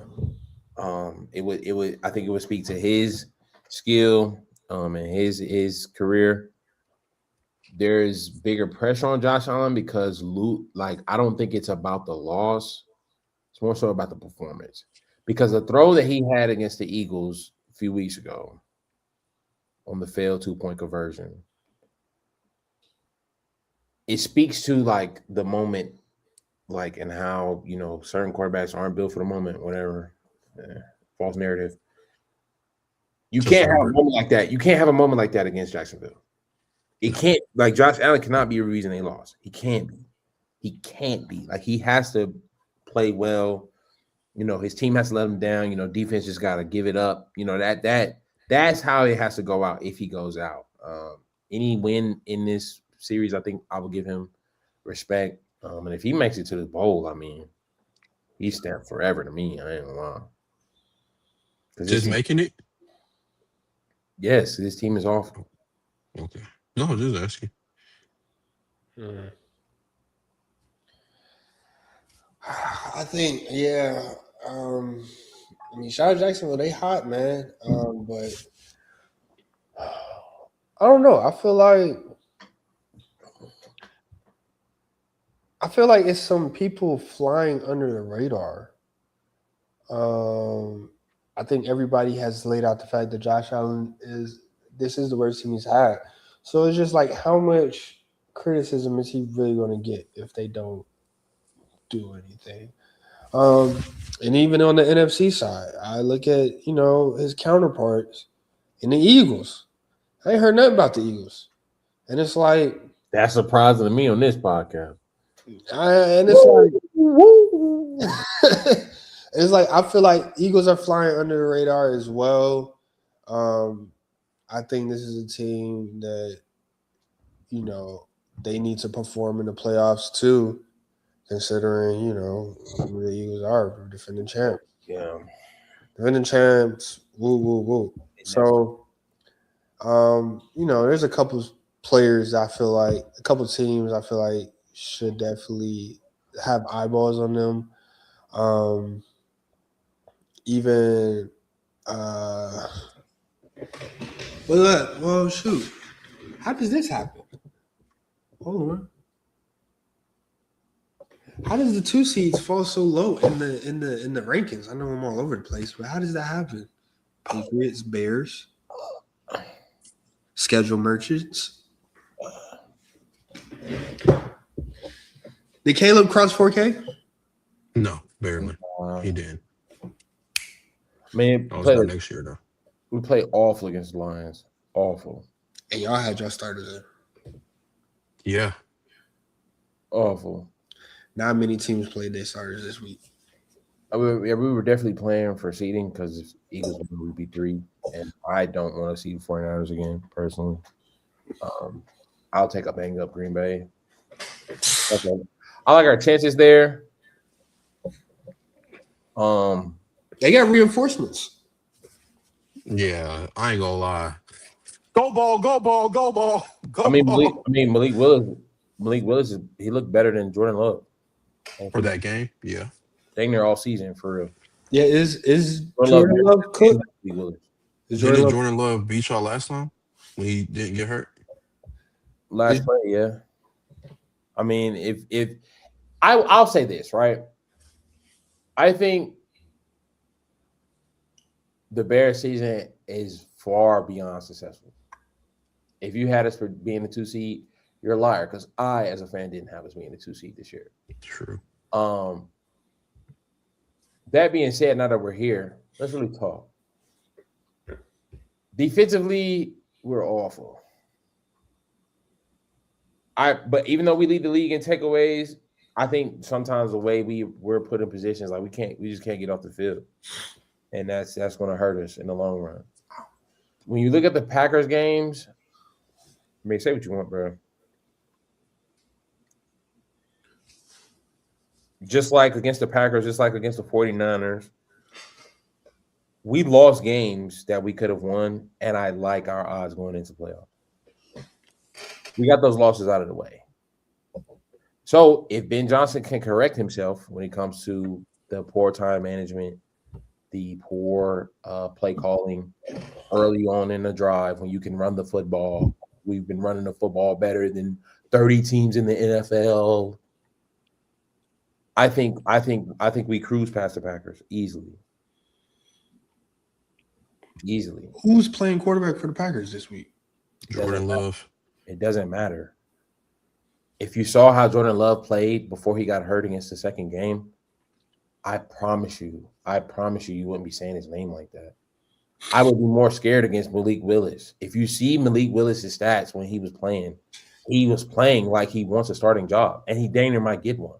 Where he at? should somewhere else. One game he went Oakland? 18-1. My bad, Las Vegas. Oakland has the number 1 pick. They Las can Vegas. get Fernando. Dante Moore. Fernando.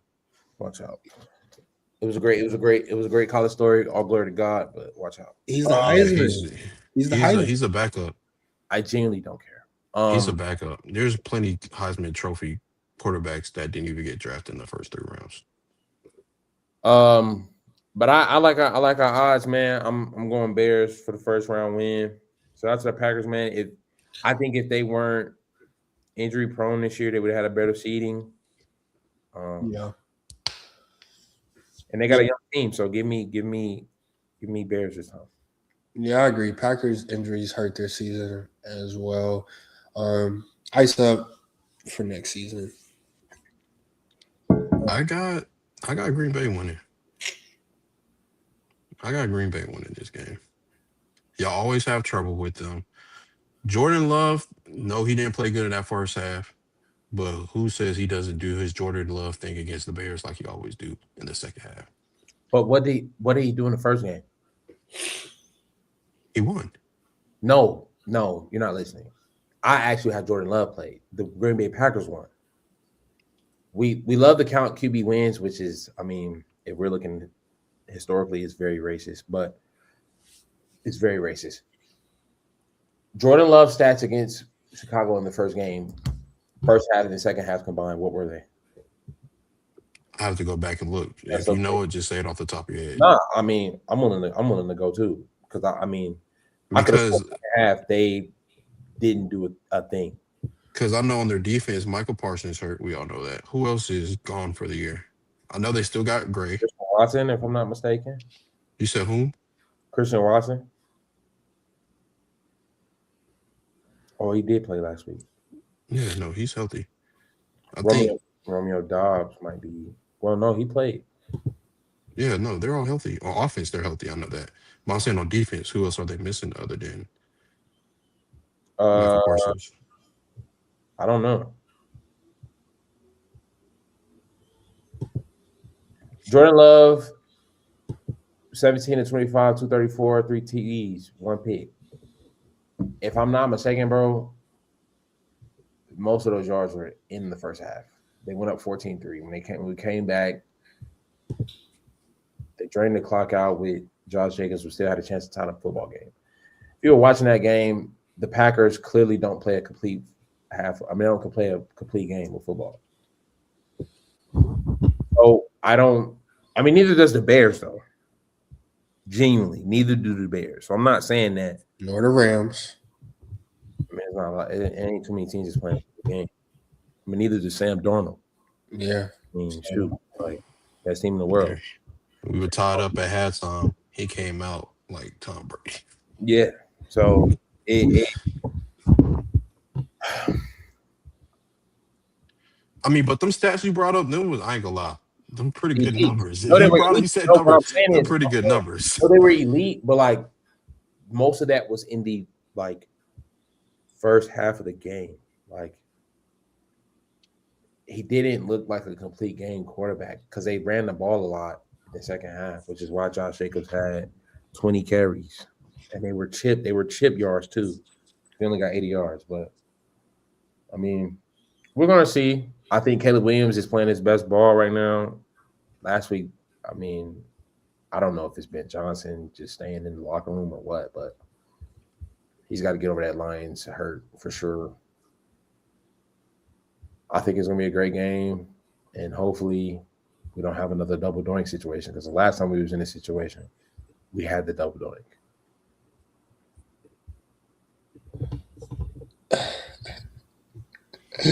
The double doink. That was that at home too? Yeah, it was. The last home playoff game we had was the double doink. That was when were y'all number one in the NFC that year? No. Nah. Y'all were 2. We were 2 or 3 because the 2018. Was it the Saints? No, the Saints was not number 1 in the NFL. I mean the Saints. Rams. Todd Gurley and them. Was it? I believe so. In 2018, he wasn't retired by. I mean, who made it to the Super Bowl that year? That was the Rams and Patriots. So that had to be the Saints because the Saints were at home when they played the Rams. Yeah, and they got bro, and they missed the call. Drew Brees was a. But yeah, man. Eagles and Niners. Let's talk about it. I think this is it. going to be the only win in the playoffs. I do think it's the Eagles. I don't think the 49ers have enough offensive power right now. As long as you focus in on Christian McCaffrey, I don't have faith in nobody else. That's ridiculous. The 49ers are the ones who don't have offensive power? I haven't insulted anybody all pod. The 49ers are the one without the offense. And I'm trying to be cool. What are you saying? But I believe right now in the Eagles defense more than San Francisco. Can we Why? agree with that? Why? Have they not been playing better than San Francisco? 24, 27, 38, 3. Disgusting. I don't believe that the Eagles have played complete football at all this year. I think the game is going to come down to the shootout, and the Eagles are going to run out of bullets. Yeah. Like, the only reason he's going to be close in the beginning is because the 49ers defense is hot garbage. Yeah, they have no. Without Fred Warner, Nick Bosa, they look like pawns out there. Like they're fighting for their life. But I don't think we're gonna see a Shanahan performance that we saw against the Seahawks last week. And also, I think a lot of miscues happened on the 49ers and turnovers that shouldn't have happened from Chris McCaffrey dropping the ball. If I'm not mistaken, I don't know I can't remember if they had a fumble or not, but they just didn't capitalize on the red zone. And against the Eagles, bro, when you start a drive, bro, it's literally open season. Like, I don't know who's more disappointing, the Eagles or the Chiefs, but they both were buns this year. And the fact that the Eagles got 11 wins just shows that men be afraid of men for real. Because they were not a good football team. They just won off of the prestige of them being defending champions. I What? What? No. What? I think you put it in a great way. That's the same way I've been speaking about Alabama, but nonetheless, carry on. I mean, I literally just passed the torch. What else do you want from me? That's what I have to say. No, what you say? I'm just. Oh, my fault. I'm early. What is it? Early, yeah, you weren't wrong. He was What is early. it? Well, yeah. Appreciate it, twin. But like, bro, I mean, Jalen Hurts, not to criticize him too much. I mean, he deserves it. I don't think he's the quarterback to save this team because this team doesn't look like last year when Saquon had 2,000 yards. It didn't look like AJ Brown, the top 5 receiver in the league. It doesn't look like a defense who I'm afraid of my life. Like, I don't know if it's the coaching, I don't know if it's the locker room, but something was completely different, and they're not enough to beat the 49ers, I don't believe. I think it's 100%. Play that revenge for sure. I think it's 100% the coaching. Whoa.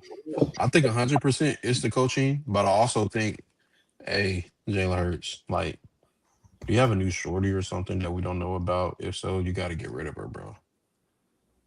Love doesn't conquer all in the NFL. Look at Tom Brady. He sacrifices marriage for the rings. You got to sacrifice something. This is like, actually, hold on. Hold on. Isn't it fasting coming up? You need to, hey, brother. I don't know about all that. I don't know when you do your fasting, but brother, you might need to fast from the ass, okay? That's what you need. Fast from the ass. All right, bro. You do that, y'all might be somebody, bro. I'm telling you. Because the way you've been playing this year. We gotta cut it. Nah. I don't know. Like I took a turn. Bro, it's on course. Is that not a part? All right. Oh my god. But what I'm saying, Jalen Hurts, I would love to defend you, but the way you've been playing this year, there's no defending you. Oh my The word of the day. I'm not saying nothing else. What's the next matchup? What's the next matchup, Brandon?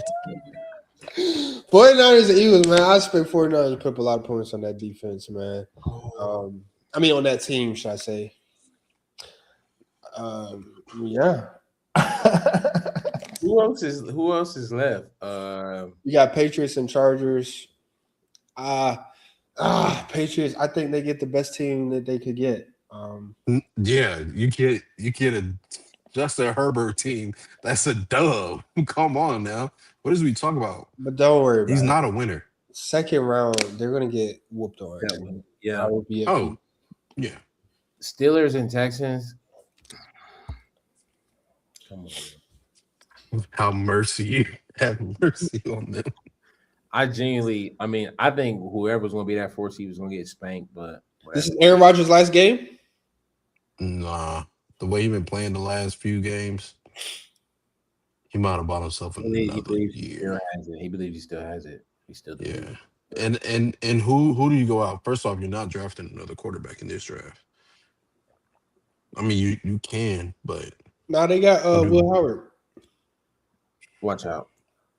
Bro, I'm trying to tell you. I'm trying to be cool. I'm glad we don't do this podcast in person because Malik Willis. Yeah. Next year, bro. And I think but if you Malik Willis, would you rather go to the Steelers or would you rather go to the Raiders with Ashton Jeanty and a tight end that's reliable for you and Browers? I can see Malik in Pittsburgh. I don't know. I mean, I don't know if Vegas goes, Malik, but Vegas has the number 1 pick. They're going to want to draft one. They need a lot of things. Whoa. Well, we got to start with the coaches because Pete Carroll's out of there. We got to start with who they're going to bring in as coach. And then Jim Harbaugh. No. Okay. He did finally get let go. Finally, it's crazy. But there are a lot of coaching vacancies out there. There's a lot of coaching. It's 2 things though. If we're being honest, let me be honest, bro. Every game they lost in the playoff, they were put in the perfect position and had the perfect call to get them in the end zone. They just didn't execute. Can we agree to that? What you mean? Baltimore? Yeah. The Flowers fumble over the end zone. The Andrews 2-point conversion. Oh, I have a whole list. God dang, no But one should that the come to thing mind. is, that those teams should not have been in those positions. If Period. you ask me, those Period. teams shouldn't have been in those positions. Yeah, And that's where the discourse is. You know what I'm saying? Yeah, the players did fumble, but they shouldn't even been in those positions. If I don't think so. And I don't know. I don't know. I genuinely don't know if Harbaugh is an offensive minded or defensive minded coach. Who knows? Is he special teams guy or something like that? He's a guy's guy. Well, whoever's making the decision to take the ball out of Derrick Henry's hands in the second half, Yeah, that's who needs to go. That's the real culprit. like they're literally going on the block from the wire to get their drugs. The wire, and the wire did not sell weed. This is hard stuff we're talking about because it doesn't make sense. It literally doesn't make sense. Now, the last game, I mean, you know, you just hate to see it go out like that. But throughout the course of the season, in games where they lose, is probably because if Derrick Henry's on the team, it's probably because they didn't give Derrick Henry the ball. Yeah, And it's not like you got an elite backup in there who can relieve him and produce the exact same. I saw You're this dealing Ali with kid on the football field the other day. Who was that? He said you seen who? The Ali kid. Mom. Who was that? Oh, I don't know. He's the third behind Keaton. After, Keaton's second. Justice Hill is second. Keaton's third.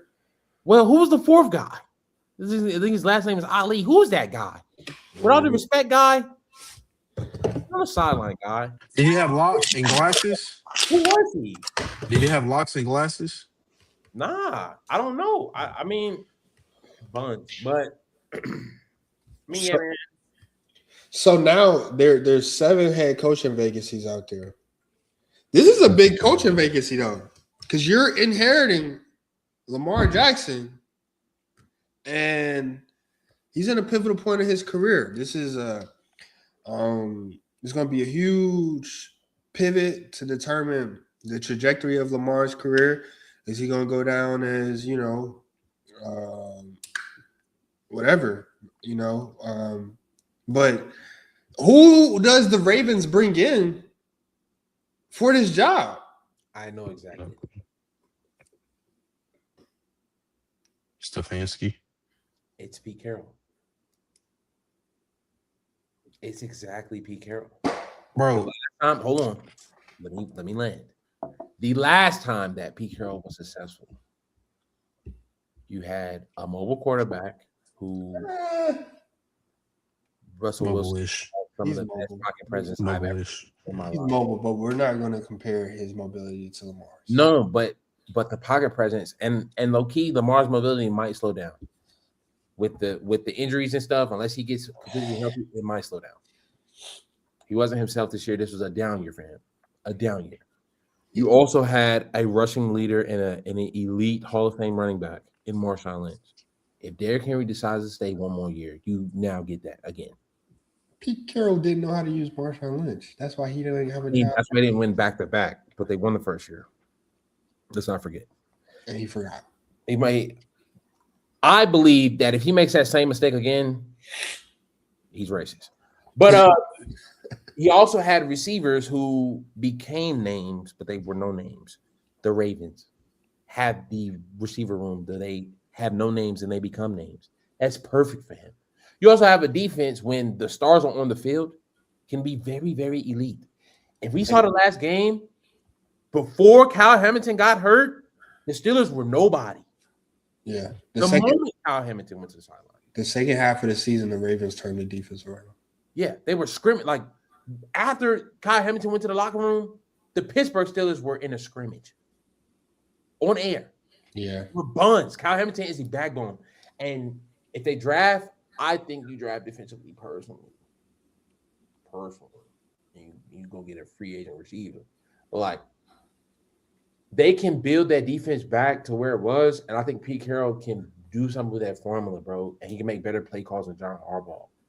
Personally, maybe that's ask me, but I don't see anybody else better than that. Let me rebuttal that.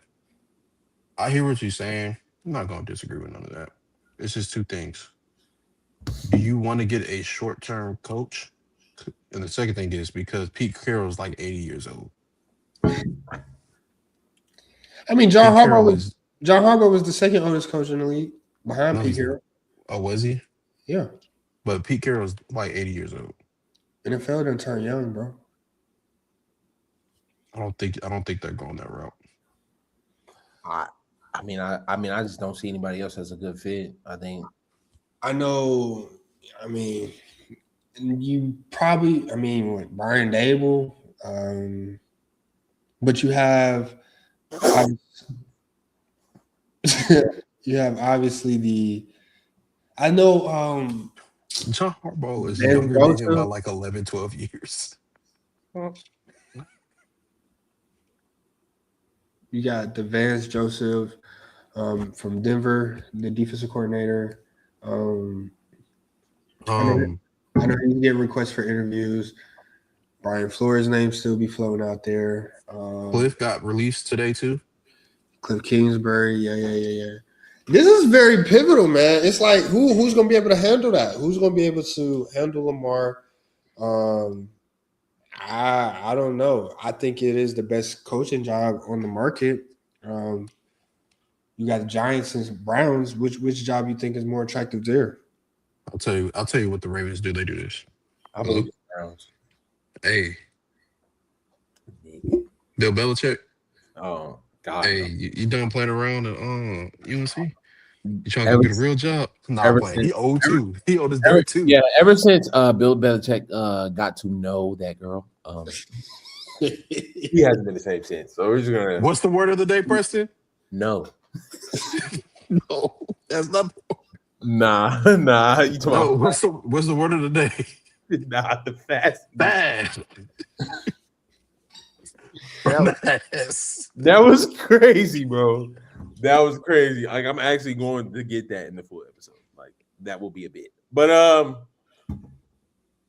I think the Browns is a better job if you can get all those guys to stay.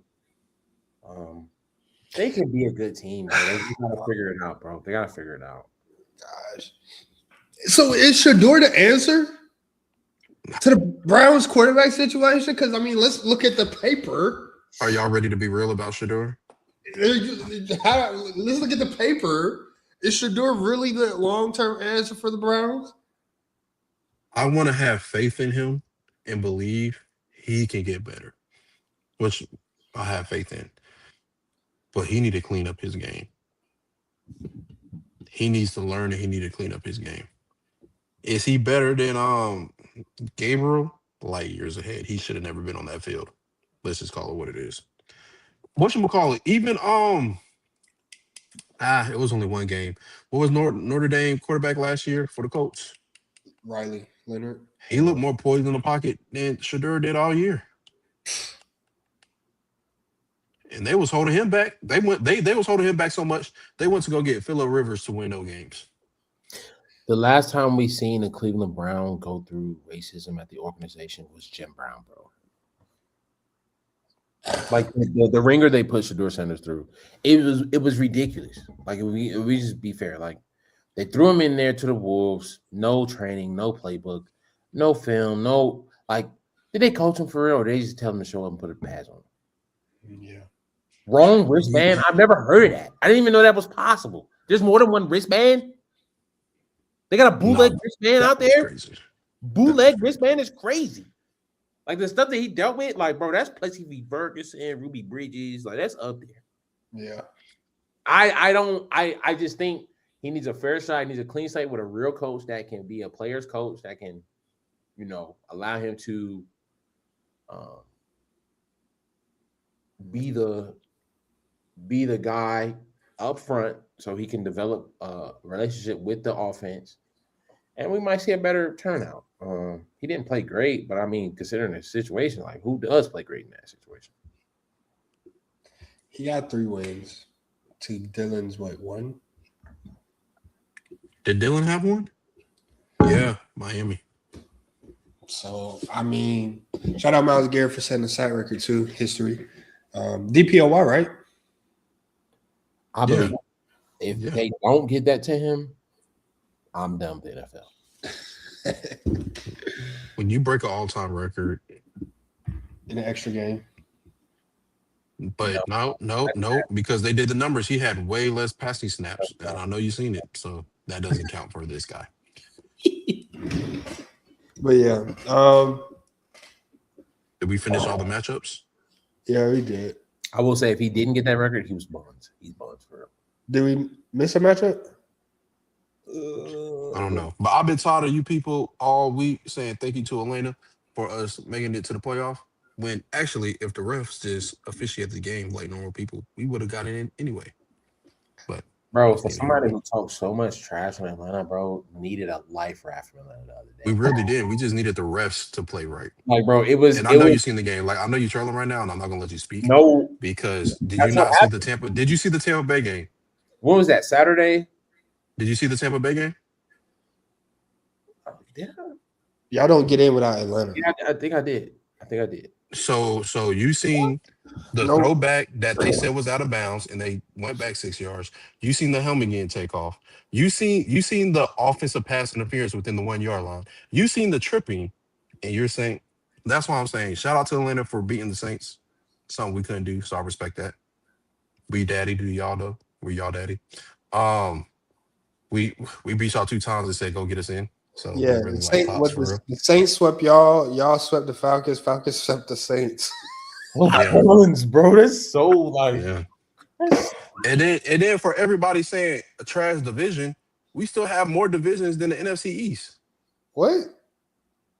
More division? What you mean? They said for us to have a sorry division, we still have more division. Like we still have more wins in our division than the NFC East. Oh, okay. And another one in the AFC. I can't think who, but we got more wins than both of them. And they wasn't saying this when that year, who was it? Heineke was the quarterback for Washington, and they were 7-8. They didn't say it then. They didn't say it when Tom Brady made it with a losing record. I think the Steelers and Ravens were both like buns this year. Their conference. I think we have more. Yeah, AFC North. That's the conference. Yeah, so y'all ain't the only one. It's just like you were like you were so anti-Atlanta, bro. Like, and they saved your life, bro. Again, they never had to save our life if the rest were just normal people. Go ahead. What, bro? If the Falcons lose the game, what are we talking about? We're talking about some bullshit. We talk about hanging a ref. That's what we're talking about. We're talking about hanging a ref in a tree. That's what we're talking about. Let's just call it what it is. Hang them. And I would not get any word right. You would get all limbs. You're a full hangman. That's what we're doing. The answer is tree. I'll spell it bumblebee, nigga. I'm not getting a letter right. They are gone. And that same referee crew is refereeing the Jacksonville Jaguars crew. I mean, the Jacksonville Jaguars game. So I feel sorry for them. I don't support this. I just don't. There was about the last 45 seconds right there. I separated. Thoughts are not his thoughts. He does not represent I said in your podcast. Nah. I ain't riding with that. But I ain't riding with that. Hey man, Atlanta saved the day for y'all, bro. It is what it is. Crazy. It was so crazy. Like I remember you saying Mike Williams is playing better than Bijan. I can't hear you. Hold on. Get close to your mic. I remember you saying Javonte Williams was better than Bijan Robinson. Like that's how egregious you was getting with Atlanta, bro. Like, yeah, and shout out to Robinson. Nigga gave me 35 points. We almost lost because he sucked. What did he do? He ain't helped me out. The defense helped me out. I mean, it was just Kirk Cousins helped me out. Bajon, whatever. I'm saying Bajon is crazy. Bajon pizzas messed me up. He almost didn't get us in. Bajon pizza almost did not get us in the playoffs. And how am I supposed to respect him when his own coach don't believe in him in the fourth quarter? They always take him out. How you want me to respect that? Bro, I mean, so you don't respect Derrick Henry? I love Derrick Henry for other reasons other than being on the Baltimore Ravens team. Okay. I have nothing but love for that guy for other Falcons reasons. got a coach opening, man. I think the fact that Zach Taylor still has a job, everybody in the AFC North done clean house except for the Bengals. I think the fact that he still has a job after complaining about him stopping the game for Myles Garrett getting sack record is beyond me, man. But Yeah, He complained about that. yeah, he was like, I didn't know we were going to stop the game. they all did that. First off, Hard- you literally hard have thing. nothing else in the season to look forward to. Exactly, and you lost. Yeah. Yeah, Hold that. If you complain about a record being broken against you, and they honor it, you'll never get invited to a game night. I'm not gonna lie. You know how The type of moves you try to pull is astronomically crazy. Like there's a word I would not say for guys like you. I feel like Kevin Stefanski. Hey, text it. I'll say it for you. Nah, you said enough. I feel like Kevin Stefanski end up in Atlanta. I ain't gonna lie. That would be ridiculous. That'll be great for us. That's not the place. Kevin Stefanski can't handle a black quarterback, bro. But will he be handling a black quarterback, or do they get another one? Exactly. He'll mess around. No, he started Joe Flacco. He'll start Kirk Cousins. Oh no, Kirk Cousins is gonna be playing because Penix is hurt. Isn't Kirk Cousins' contract up? No, he got 4 years, and I think this was his second year. He got 4 for 160. I remember that. That's why I read something that they're reconstructing his contract to release him. That's what it was. Oh, okay. Yeah, that's what it was. I feel like $80 million to walk out. Oh, bro, and then it's like you don't have a healthy quarterback on that roster to go out and start next year. Why give up the guy who went on a win streak? To be a Buns QB on the third contract, that's such the life. That's such the life. Oh God. You don't even have to put. You ain't gotta put no compression on. just glued to the bench, like collecting bread, probably eating at halftime. That's crazy, bro. But yeah, I think the culture vacancies are warranted, but unfortunate. Yeah, a lot of black coaches got fired, and we almost had one more black coach got fired too. If they win that playoff game, but Tomlin. I think Tomlin was on the way out, and that would have saved John Harbaugh's job. Yeah, like it had to be one. It had to be one. Football couldn't continue without one of them. We said it earlier. Battle of the jobs. You said what? Battle for the jobs. Okay. Yeah, for sure. I said it earlier though. Hey man, John 3:16 strikes again. But I said earlier that whole division, every coach, there should be 3 coaches gone in the AFC North. But time will tell. Before we get out of here, end of the season, let's do it. End of the season awards. I think MVP we already spoke on Matthew Stafford, right? Mm-hmm. That's kind of our favorite. Offensive Player of the Year, JSN Smith-Njigba out of Ohio State, right? Yes. Yeah. Yeah. Defensive Player of the Year, Myles Garrett. Yes. Yes. Offensive Rookie of the Year. This one, I feel like this is the spiciest one. Ted McMillan. And Emeka Egbuka was going. Then it touched 1,000 yards. Was the favorite. He was going crazy. Yeah. But not even Egbuka. I feel like Travion Henderson came around at the end of the year. Oh, you're saying him over Saw? Yeah, no. Whatever. Oh, facts. Shout out to the NFC South. Yeah, but nah. Yeah, you're getting shut tonight. You're getting shut tonight. He came around. So horrible, but that song is terrible. Fast. I hate to I hate to say that the rookies were buns this year, but like there was no like complete season of like spectacular for us. I disagree with that. Complete season of spectacular. I mean, they're rookies. No, it's a rookie. You don't really complete expect season of spectacular, but they were far from buns. Far from buns. All right. I don't think nobody in the top 10 of the draft missed. If we're being honest, unfortunately or fortunately, one got hurt for the rest of the year. Poston Loveland balled. That boy, he tough. He proved me wrong. I definitely wanted Mhm. Shout out, go blue. 100% wanted Tyler Warren. I think He was Tyler, balling at 1.2 though. yeah, it's just like Before Jones got hurt, he was that guy. it's just like I mean, it is a year-long award, and it's like, what are the voters going to value? Are they going to value peaks? Are they going to value the overall season? Are they going to value, a stretch? So, all of these players I think, were inconsistent throughout the year. It took Tet later on in the season to come alongside with Travion. Early on, like I said, after week 8, 9 of the season, you had Mecca Buka, Tyler Warren. Obviously, different stories. Second half of the year, Tyler Shutt came on the scene. They say Tyler Shutt the best rookie quarterback out the draft. Yes, but I don't. But what you said with Tet was in the first 5 weeks, he was like top 10 in yards.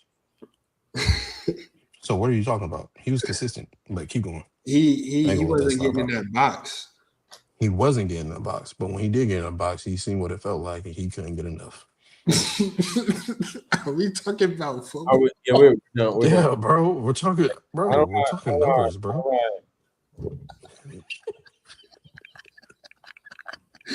I don't have. That's what I'm saying though, because like touchdowns matter. I mean, putting points on the board matter. That's what I mean. Like, and it wasn't completely on him. I mean, Panthers' offense looked different in the second half of the season as well. So,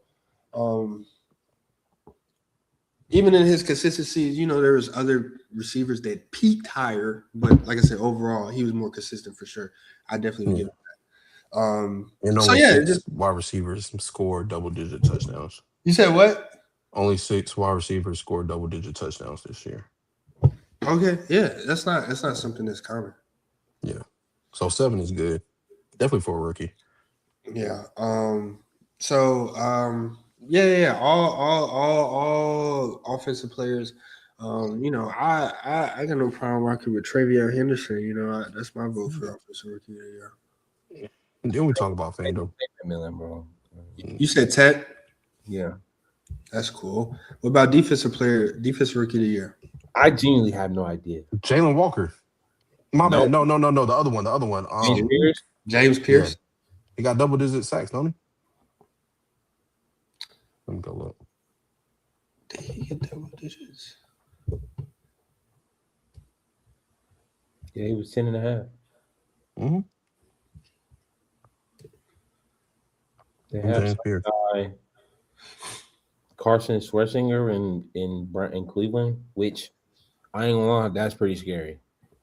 Yeah, between him and Mason Graham and Myles Garrett. And that whoever gets the Cleveland job is gotta be like, sober and not racist.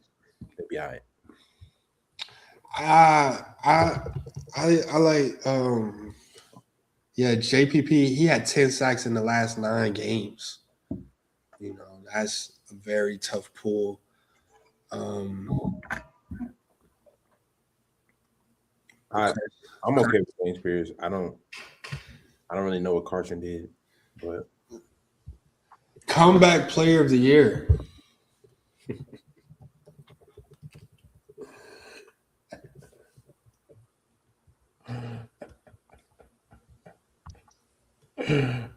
I don't think nobody comes to mind. I mean, they want to. If that's the problem, then if that's the case, then they're gonna give it to Phillip Rivers. No, he didn't win any games, did he? He didn't win. I think if he had a crazy 3-game stretch to close the season, boy, if he had any other 3-game stretch, he would have got the close in the playoffs. He closed out against like the Seahawks, Texans, and then the last game didn't matter. Yeah, Seahawks, Texans, Jacksonville, Houston. He had a ringer, but he had a ringer. A gauntlet of like. Yeah, a gauntlet. But I mean, Christian McCaffrey was hurt last season. Let's not forget. Well, CMC then. It's got to be CMC. He did. He bought it out. You know. No, he did because he almost won 1,000 and 1,000 again. He was like 3 catches away. Yeah. He was their leading receiver. Aiden Hutchinson broke his leg the other year, last year too. That's just injuries. Do y'all feel like comeback player of the year should go towards players who improved? I think. Yeah. Because there is a most improved, right? There is a most improved award in football, right? No. I think that applies as well. Well, that introduces Trevor Lawrence. Trevor Lawrence. Nah, I give it a. If he coming back from leg injury, I do like Aiden because he had 14 and a half sacks. That's That's pretty solid. Yeah. I think Aiden or Christian, like McCaffrey had a crazy offensive season, and Aiden coming back, 14 sacks is crazy pull. So Is it comeback for Christian McCaffrey or is it just year by year? What? Is it just a year by year thing? This is a normal for him. Oh no, it's a year by year thing. So like previous season. No, I don't think you know what I'm saying. I'm saying he gets hurt and come back ball. He'll get hurt the next year, come back ball. He just stay in his body, I guess. He's America's most wanted. Yeah. Nah, I can think some other robbers in the country, for sure. But lastly, you got coach of the year. Who do you think would be coach of the year? Either Liam Cohen or Mike Vrabel. Martin. It's just with who they played against, bro. I think They beat like one team with a winning record, which was the Bills after they lost. Well, they split with the Bills. It was the Bills, division team. So it's like if they factor real shit. I mean, my bad. If they factor realness into this and not just looking at numbers. If they actually factor looking at who they played in the competition, I don't know if you could give it to him. But he did turn that team around. Yeah. Considering that Liam started with the Duval, like that was his first introduction. We thought he was gonna be goofy. Yeah. He out here, they hooping. I think that's tough. Ben Johnson didn't even beat the Lions, bro. I mean, like you had to get one, bro. You had to get one. You couldn't do it. Because y'all split with every team in y'all conference, right? No, Lions swept them twice. Packers, did y'all split with Packers? Come on, bro. Don't they swept y'all? In overtime, no, they beat them in overtime with Malik Willis. Yeah, that's the one you didn't see, right? It's crazy. Yeah. Don't disrespect me like that, dog.